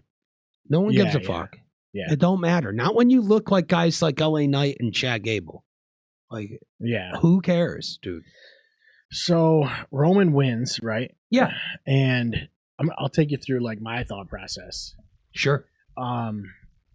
You have all this young talent that you're trying to build. Mm-hmm.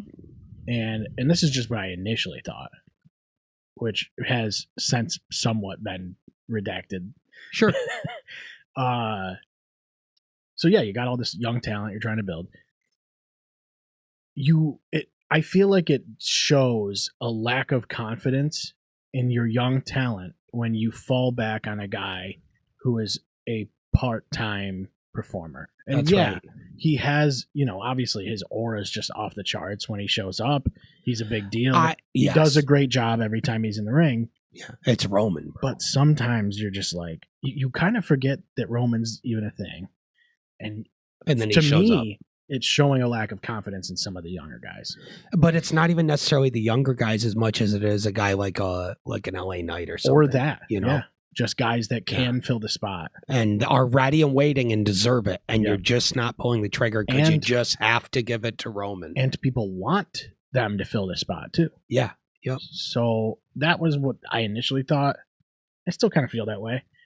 But then you have Roman and Punk face to face, and that's different. They turned it around because having Roman, if he came back and went after the WWE title again, I'd go, nope, right, no, right.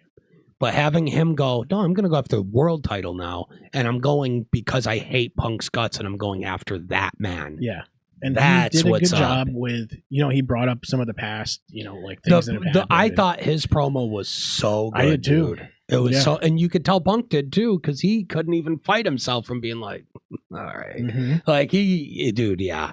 This is, and people respect Punk a lot already. Now they do. But he's earned it. He's earned it back. Yeah. He's one shown thing everybody he's been able to, right thing. I think he's consistently been able to bring this kind of stuff out of people. This is one thing that you get from Cena and CM Punk. Yes. Is being able to extract a promo from someone. Actually, yeah. They've Punk actually and both Cena been able are to do the that. two best I've ever found at extracting the best out of every single Yes. person they work with. Right. Promos and in the ring. Yep. Like they get the best out of everybody. They know how to do it. Yeah, they know how. And to me, that's a lost art. And I wonder if how they learned that. Like maybe someone did that to them. You know? That's the only Maybe thing there I was can think one of. point It's the where, era they came from. There's other people that showed them how to do that. and I would actually ask them that question if I had the chance. I would Yep. say, hey, like Cena, what was the point where you looked across the ring at somebody and they pulled it out of you and it clicked, you know? And you realized what you have to do with other talent to pull the best out of them. Yeah. Like, how did you learn to do that? Yeah. Right. Yeah, that's a ridiculous question. Like, who that was it? You can only ask a handful of guys that question. Because they're the only ones that Most can others do it. are gonna, even if they have an answer, it's not gonna be those guys' answers. Right. Because inherently, part of being a great wrestler is being able to do that to an extent. They all can, to an extent, get good matches out of each other and have chemistry and stuff, right? Yes. But there's another level. It's different. There's another different level that it's at when you're talking about Cena and Punk, where they consistently have the best matches you're ever going to see and the best promos you're going to see with everybody they work with. And you know what? Both of them have showcased Roman Yep. in the best way they could. Yep. They've both been able to do that. Yeah. Because Roman's Absolutely. had some of his best promos ever with both of those guys. With those two guys. Yep. Yep.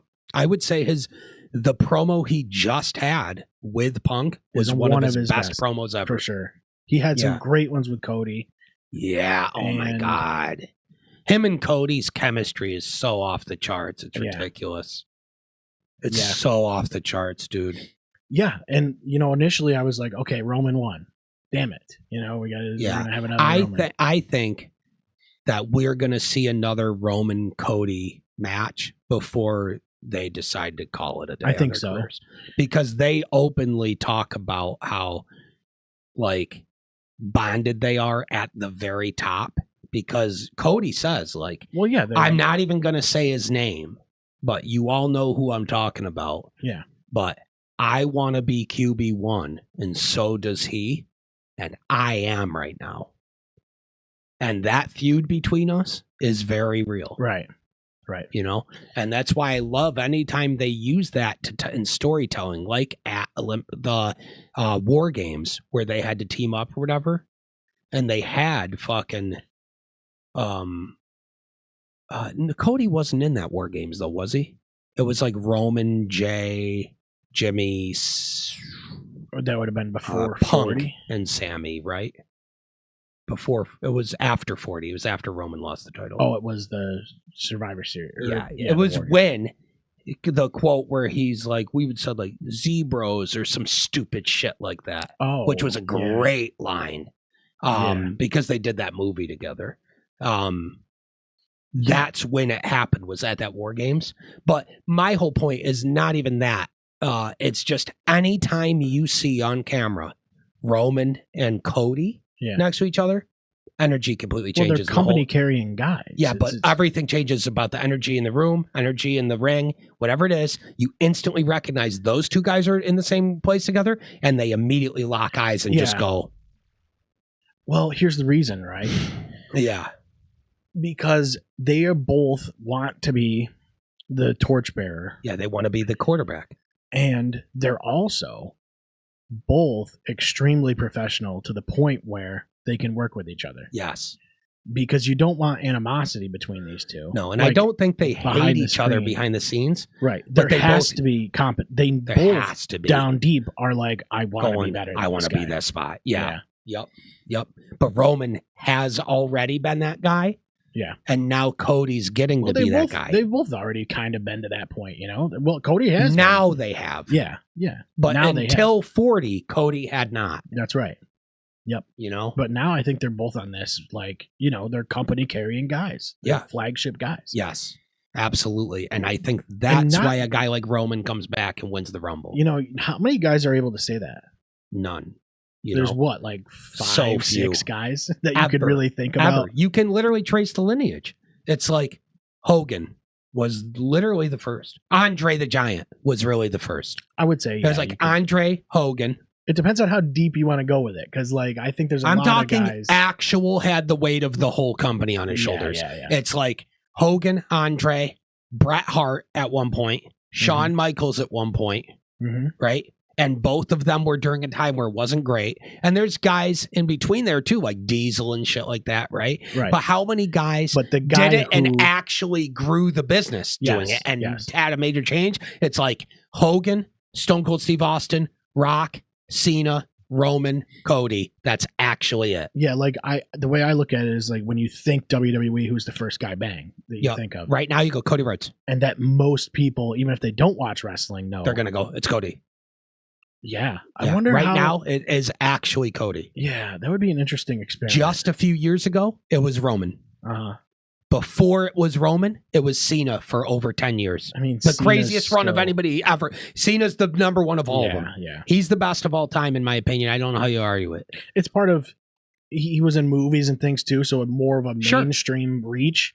So you got to think, like, if you asked some transcends the business. Transcends the business and takes the business back to a pop culture era. If you ask question mark guy on the street or whatever, you know, who's John Cena? He's going to go, yeah, I know who he is. Yep. I think, you know, it's definitely less. And then there's characters that stand out as well, like an Undertaker.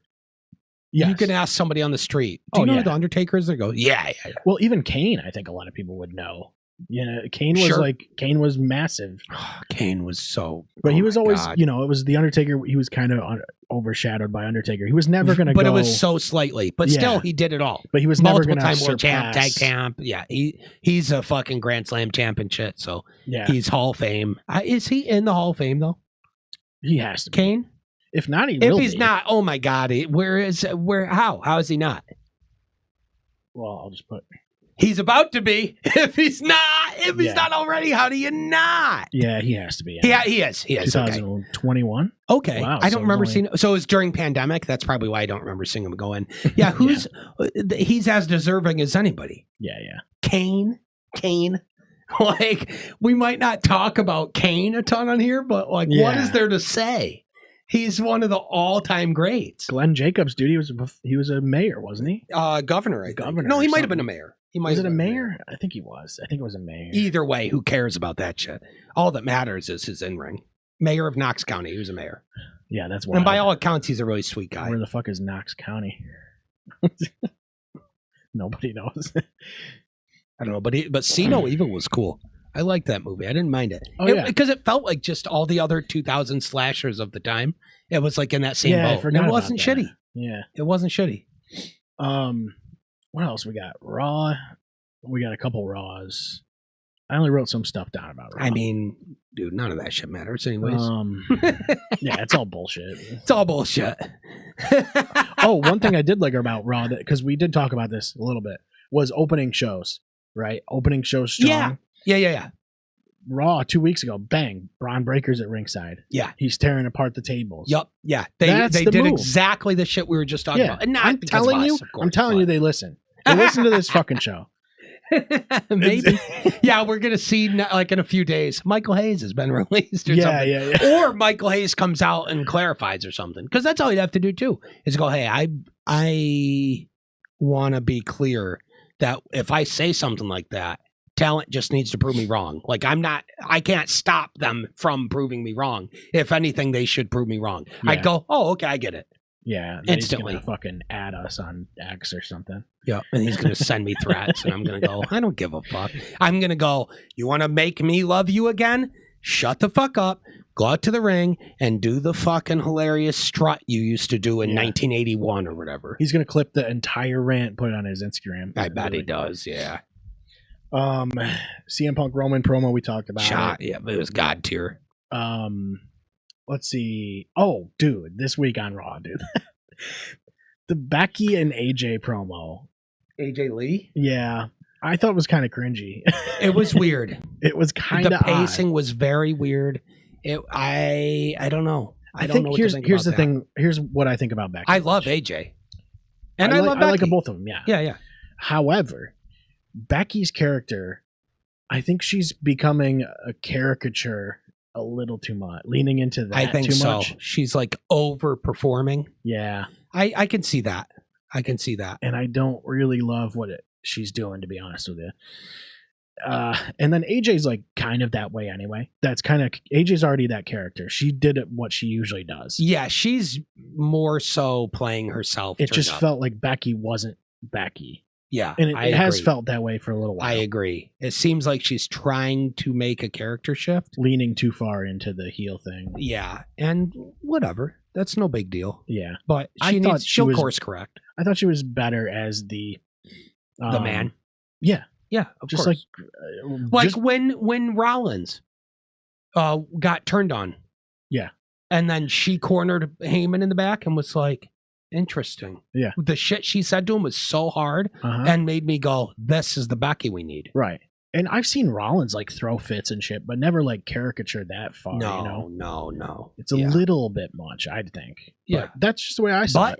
Who knows? She might have went back through the curtain and they went, "That was hilarious. We loved it." Right, you know, right, and whatever. That might have been what they were shooting for. I don't know. Yeah, true. But it did come off a little weird. I couldn't agree more. more. To open the show with it felt slow. I felt like Raw started really slow this week. This week started slow. Even the tag match was a little weak, especially in contrast to the week prior's start. What tag match? Are you talking about? The Otis and Tozawa versus the I Usos. loved that match. It was a little weird. I don't know. The pace was a little odd, I guess. And then Jay had like a weird missed super kick or something.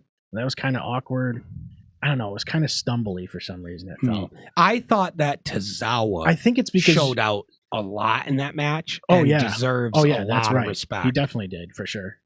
It just felt like you're trying to ramp up after a weird segment. Sure. To start the show. They started with weird energy because of the prior promo and had to get the crowd back. And so the match started slow, but by the end, they had you believing that Tozawa might get it done. Yes. Well, they did a good job even talking about... Not that Otis wasn't also a huge factor in the match. Oh, yeah. But just Tozawa was MVP of that match. Well, commentary did a good job explaining Tozawa. Like, hey, if you haven't seen Tozawa... Like I think if you don't know, this guy is very for real. Corey Graves talked about how he was like a decorated champion and things like that. Yeah. That's great. He's like, we haven't seen that Tozawa. Yes. We've been getting a different Tozawa, but you need to understand that if this guy turns it on, everybody's in big trouble. Well, and the reality is a lot of these guys are that. Like a lot of these guys have had careers before WWE. Yes, yeah. So you can make that. That's something I want to bring up real quick too before we call it, was the way that,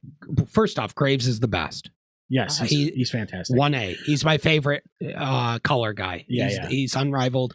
It's important that he stays at Raw for the next 15 years. Yeah, and it's a shame to me just stop screwing him. I think Michael Cole does better with McAfee. He does. I think he does. I think Cole is he's a lot more robotic without McAfee. I think you need Cole and McAfee, and then you need Graves and well, the problem is you can't put Barrett or something because Graves is kind of a heel commentator. You don't do him with Barrett though. That's the problem too, though. You would put Barrett has really good chemistry with the other. I can't think of his name. Is Morrow still Ranallo? No.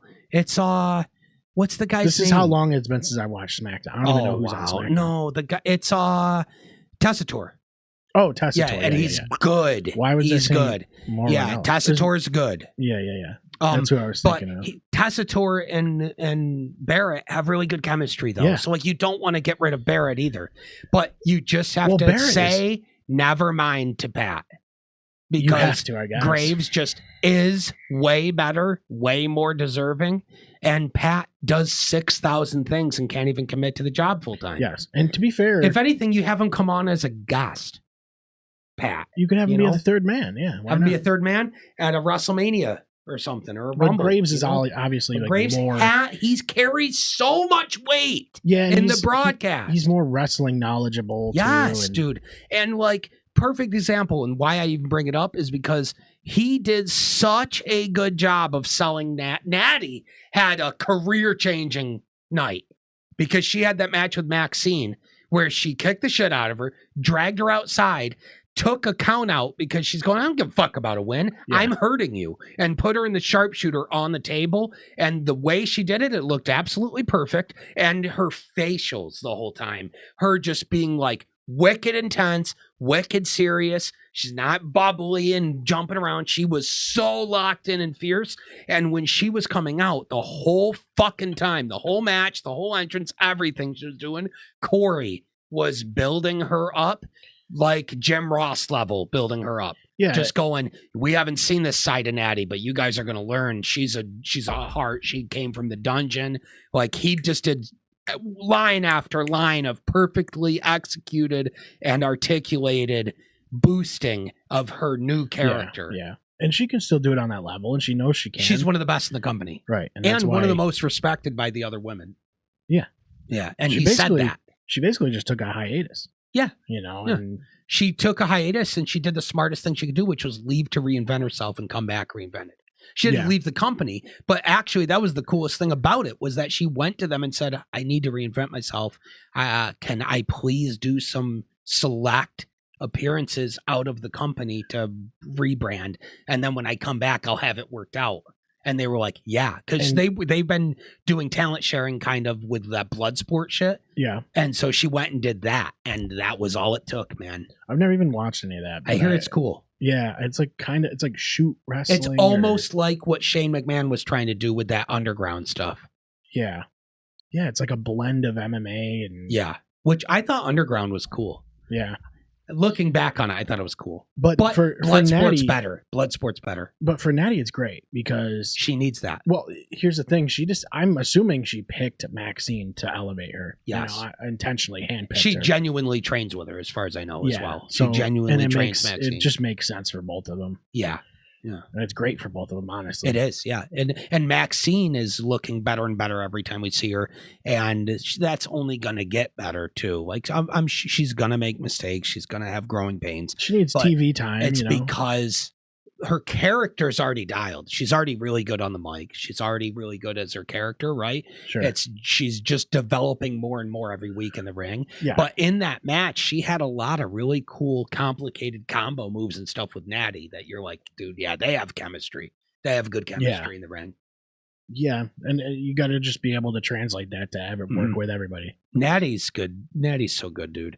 I love Natty so much. Yeah, and I wonder how long she'll be doing it for. She came out like that at the Rumble and eliminated somebody, and then went through the ropes and right in front of the camera, she's like, "Bye-bye, bitch," and just gets back to work. And I was like, "That's what we need. Mm-hmm. That's the Natty we need."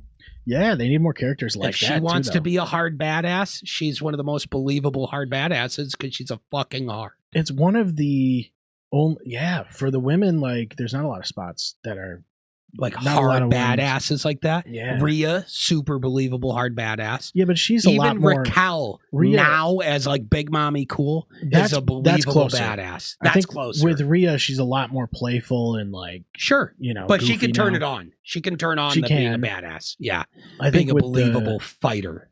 Like I think that. With the whole EO thing that she's doing, it's a little more light. It's less that, yeah, for sure. Which is cool though. It's a different side of the character. Sure, you know? sure. There's nothing wrong with that. But if Rhea needs to play a badass, she can. You know, she's wicked got the voice for it and the stature and the look and everything. Yeah, I just think there's a little gap there for people to be able to do that. I agree. And Natty filling that gap is awesome because one, everybody knows she trains everybody. Like she's a genius trainer. Well, and she's a legit. She's part of the Hart family. Yeah. She's one of the last one of the last Hart family people. She's the last. Well, really. Marina Shafir kind of does something like that. She does. It's this like just hard badass shooter. Yeah. I don't Marina. I don't know. I'm still on the fence with her. Me too. That's not all dialed in all the way yet, but they're on the right track. Yeah. It's just needs some work. Some of it's just kind of awkward and weird. Agreed. But she has done things that make me go, yes, this is awesome. Yeah. For sure. Yeah, she's totally capable. Marina is. Yeah, no question. I think they just need to fine tune that a little bit. Yep. Other than that, Balor's going to get a rematch with Punk. So that's cool. Can't wait. Elimination Chamber. That's going to be awesome. That is going to be awesome. Elimination Chamber is always wicked cool. Javon Evans better be in the match or I'm pissed. Because I go, Oh, who do you need? Who do you need? A guy that's going to do something wicked fucking crazy Yeah, and do define his something career. wild. Yeah, I think we need that guy. That's a good idea. Yeah, Yeah, they might keep him out of it because they're like, he'll try to kill himself. putting Oba in there. He'll be like, I want to do a fucking fucked up swanton off the top of the cage or something, and they'll go from the inside. He's like, yeah, I'll spider climb at the top of the. I'll just like, don't do that, dude. You're gonna break your neck, dude. Don't. I'll do a quadruple backflip off the. Yeah. Just some WWE, Elimination just Chambers. Some Here Comes the Pain level. Yeah, shit. here comes something I was just about to say. Yep, he'll take Well, a it's 5 funny. off the top of one of the cells. Dude, or whatever. so I'm playing Here Comes the Pain, and I'm pretty far into the career mode, Nice. and I'm like, dang, some of these storylines are like better than what we're seeing right Yeah. now. You Yeah. like start a faction, and then Vince comes out and he's like, check out my faction. You know what I mean? Yeah, dude. And then there's like romance storylines and like people trying to steal. I don't remember that. People trying to steal managers and stuff from Yeah, each other. I do remember that. Like I'm playing as RVD and Jericho's like, hey, Stacy Keebler or whatever. He's like, you're mine. I love now. it. And it's like, what? And now you got to face him for Yeah. yeah. And then you have to face him with Stacy Keebler. and you're going, I would kill a kid for Stacy Keebler because Yeah. she's so hot. And you're like, Yeah, especially you're if you're like you are 12 not- playing it, you're like, I'll Yeah. do anything for her. Yeah. That's It's so funny though, because funny. like some of it is like borderline. You're like, holy crap, this is almost like soft core, dude. This is, Really? like, That's weird. I don't remember that It's at all. weird. The game has a lot. It's a lot of undertone, like a lot of sexual undertone. Like innuendo and Yeah. stuff. That's still wicked funny. It is funny, And that's- it was but of that- the time. dude. That was the time. That was the Like, time. There Yeah. was titties everywhere, man. There back was then. puppies or whatever, JR. Puppies or like Lawler. He's Yeah. one of my favorite ever too. It's funny, like all the loading screens you can unlock are all the divas. It's That's like so what? good. Like why don't we unlock all the loading screens? Why is it Yeah, just why some? can't I get Tajiri or something? You can unlock like alternate bra and Tajiri's panties. in that game, isn't he? He is, yeah. Yeah, pretty I sure. almost think Shut Your Mouth is better, to be honest. You with think so? Yeah, the more I'm playing both of them, I kind of like Shut Your Mouth, but I liked you can press the button again during the finisher to like freeze frame and do the spin around thing. That's sick. The grappling was a little quicker in Shut Your Mouth. Yeah. It's one tier less complicated than Here Yeah. Comes the Pain, You don't but have it's to in like, a sweet spot. yeah, you don't have to like fully grapple. It's quicker. That I remember about that game being like, this is one of the greatest wrestling games ever. Shut Yeah. Your Mouth. hmm And the roster is amazing. I think once I finish Here Comes the Pain's like main, season mode, I'll Yeah. go to that one, try it. But Yeah. from what I played of both of them recently, that one felt better. The last wrestling game I went back and played the story mode of, I think, was WrestleMania 2000. And it was awesome. Yeah, that one's cool. So I got one that you're probably gonna want to play. It's Virtual Pro Wrestling 2, Already on it. but it's a hack. Is it translated? It's a ROM hack, and it's Freem edition. It's called. Never So- heard of this. It actually has a bigger roster. It's got WCW guys. Okay. WWE, WWF Yeah. guys. So at the so it's time. funny because Virtual Pro Wrestling 2 is almost WrestleMania 2000. It's like the game that they turned into WrestleMania 2000 in the States, right? Yeah. But it came out first as Virtual Pro Wrestling 2.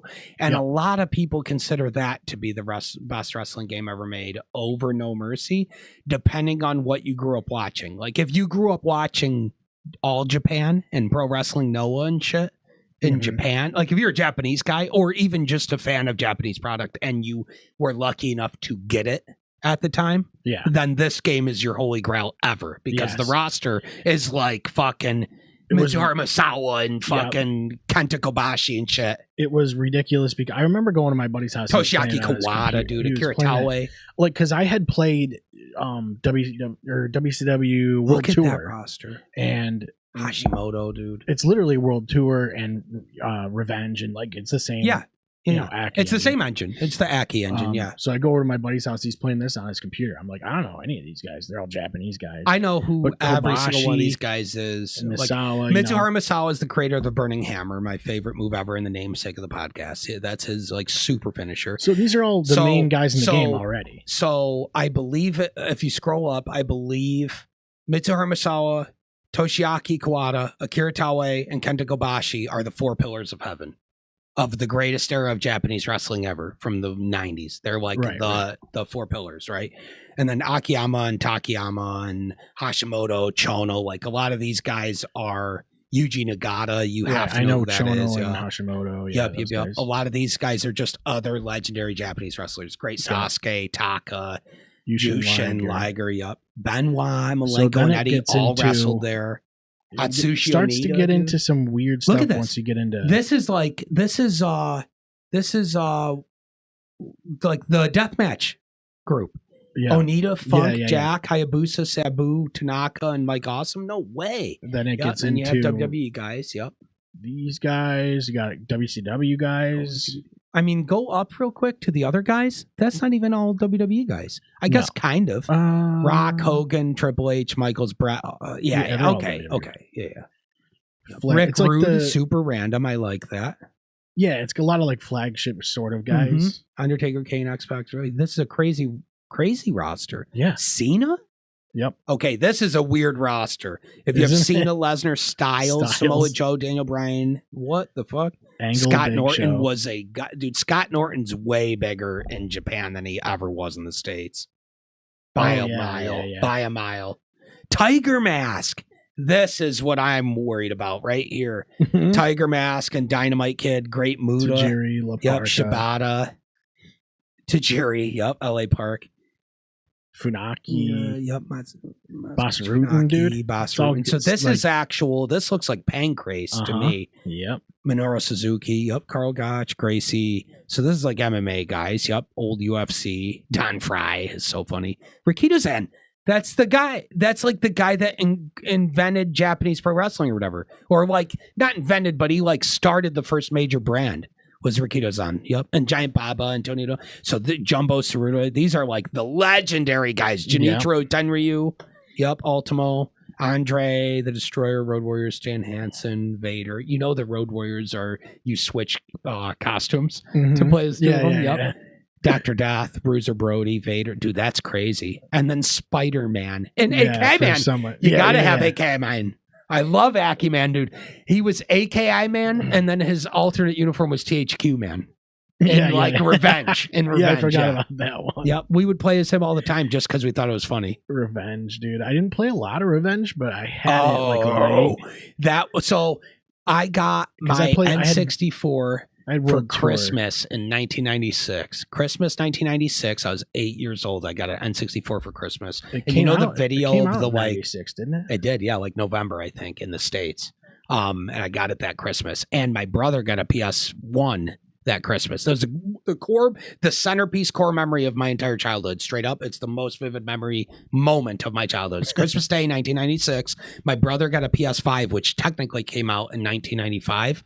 Or PS5. He got a Sony PlayStation. It didn't exist yet. He got a Sony PlayStation. I got an N64. We each got 2 controllers for the consoles and like 3 games. And it was like bundles that they had, right? So we went from Sega Genesis to we have a PS1 and an N64. My brother had the PS1 in his room. I had the N64 in my room. And my mom had a video somewhere of me flipping out like the N64 kid getting an N64 shit. And like just freaking. My brother freaking out shit. Because it was just so impossible. I couldn't. But you also have to understand that like we used to go to the Great Northern Mall every certain amount of time. To get like school clothes and stuff like that. And we'd go to EB Games. And when we went in there, they had an N64 display one time that had Super Mario 64 on there. And I was like 7 years old. And I remember how profound and like completely life altering for me it was when I held that N64 controller like felt the way that felt in my hands as a kid. Like I can still feel that Yeah, controller me too. when I felt it for the first time at EB Games in Clay, New York, and fucking was running around in 3D with Mario going, I have to have this. Yeah. I have to have this. And so we got that. And then after that, Revenge came out, and we had Revenge and played thousands of hours of it. That was like the first, this is the best wrestling game ever made, and it's not even close to up for debate. Like at that point, we were playing Raw for Sega Genesis, which is hilarious, but we were playing that. And then other than that, I think we had WCW versus the World for PS1, which was also Aki. WCW Thunder. Yeah, that was different. That one but was so versus the bad. World was made by the guys that made Revenge, but it Yeah. was made prior to their N64 deal. And then they went and they made World Tour, which was Virtual Pro Wrestling 1 in Japan. And then they made Revenge. And Yeah, Revenge was the one we had. I had World Tour, and then I Me too. rented Revenge for a while, and just We never had them bought it. both, but I we looked up played retail Revenge way prices. more. I looked up the retail prices for like N64 games. It was like yesterday because Yep. I was wondering what they were when they first came out, Yeah. and they were not cheap. Dude. No, it was like $60. They were like 60. Some of them were 75, and Yep. some of them were 80. Doom 64 was like $80. when It's it so came out. ridiculous. Great game, In though. 90s, whatever, 97, 98, or whenever Yeah. it came out. That's so expensive. It's absurd. That is insane, dude. The minimum Yeah. wage was probably like $5 or something. Probably, yeah. Yep. But also cost of living was like 1,000 times cheaper. Absolutely absurd. But the Um, consoles were like $150. Yeah, yeah. N64 was probably $300 max when it was brand new, $299 Insane, or dude. whatever. Absolutely insane. But yeah, so Revenge we just played a ton, and then we got WrestleMania 2000, and that just blew our minds so bad. yeah, And then we got No Mercy, and that was the one. We put all of our time into that. And then after No Mercy, all the WWE games switched to the SmackDown series, and that was Yep. the flagship. And that's when, like, Shut Your Mouth and Here SmackDown Comes the was- Pain were the big ones. that was the SmackDown versus Raw was amazing. That was after SmackDown. Yeah, then it just became SmackDown Yeah. versus Raw. Yep. But I played a lot of SmackDown, dude. Yeah. Every one of them. The first Every one, the one of second them. one. Every one of them. Oh, we always made 1,000 what was characters it? and Know shit. Your Role, Shut Your Mouth. Dude, there's so many days that I spent as a child during the summers when we're out of school or whatever, right? It's like middle of July. My birthday's July 20th. So it's like, my parents bought me SmackDown 2 for my 9th birthday or whatever, you know? And I go, cool. I'm going to now sit in front of my TV on the floor, cross-legged, just sitting on the floor like this. Yeah. As an 8-year-old or whatever. And I'm going to play that game for 18 hours straight, Yeah. unexaggerated. Yep. I'm going to sit there and I'm going to not have one match. I'm going to sit there for 18 hours and create a character Yeah. and just go all day while my mom comes and goes, you good? And I go, And it feels like it's only been 20 it's been 20 minutes. Yeah. But it was all day, night went by. Insane. People came and went, didn't give a fuck. Yep. And then you can hop right back up, dude, and Yep. fucking do a backflip onto your bed. Because I was Now, a kid. Yeah. dude, after my if I God. sat Indian style for 18 hours, I'd fucking never be able I don't to know if I walk could get again. up. Nope. Yeah. I'd go, never this is walk how my again. legs are now. That would be it. yeah. I'm here now. This is where I Yeah, live. dude. As a kid, I was so flexible too. I used to be able to sit Indian style on the ground and touch my face to the floor and shit. Like Yeah, crazy. Yeah, I still have really crazy hip flexibility for no reason. I'm in shit shape. yeah, I yeah. just have wicked crazy flexibility in my hips for no reason. Yeah, I had like weird flexibility too for Yep. some reason. It's fucking It's so hilarious, funny. though, dude. But yeah, wrestling video games. I mean, that's a whole different show, whole different thing. And we will be doing another gaming thing soon because we're going to do that. We got to do the tournament of hosses. We have to do that. Have to yeah. do the tournament of hosses. I'm off this I don't even weekend. I don't give a fuck about playing a match either. I just want to watch the CPU fight. We could do that. Yeah. Yeah. Well, shit, I could just let it happen and fucking Yeah. We do stream that it. shit in Discord fast and easy. Yeah, yeah. You know, go, hey, stream the tournament. Let's do this. I'm off this weekend. Yeah, I am I'm off too. all But week. however, my weekend's accounted for because Diablo just had its 30th anniversary and they put out a full blown expansion for Warlock. D2, and I've been waiting for that since I was 15. So Yeah, I think I might get it on my Steam Deck. It says it's compatible and everything for I'm it. 37 years old. I have actually been waiting for them to make another expansion after Lord of Destruction since I was 15 years old. Yeah, Diablo 3 Over had 20 one years. recently, a couple of years ago, right? They Diablo did. 3 had one where they added like Necromancer. Yeah. Yeah, that was right before 4 came out. Yeah, And now 4 because I played that on the Switch. just came out with another. 4 is so good. Yeah, But I liked it. what are we doing? This isn't even wrestling based. No, now we're just fucking. But going whatever. for it. Point is, we're gonna do the tournament, the Haas tournament. That's got to happen. That's just gonna be extra content. And I'm realistically down to do it this weekend. I don't care. I'm just gonna be playing Diablo otherwise. Yeah. So it's like, who cares? Like, I'm gonna be sitting there. You think I never played D2? Like, I could do the whole podcast and be playing D2, and you wouldn't even notice I was playing D2 because I'd barely be looking at the screen while guys are just happening over here, and I'm like, "Do you know what you're doing?" Yeah, my guy's level 21. He's got this gear on. I'll read the gear Yep, too. and check out these affixes. yeah. Oh man, good episode though. This was long overdue. Like you said, it felt like it's been a month since we were in Yeah, it felt studio. like a long time, but that's just we Yeah. did a remote episode, and it is what It's it the is. nature of the beast. Yeah. All right, everybody, that's it. Yeah, if you're watching live or whatever, thank you. Of course, always. We'll see you guys in 2 weeks.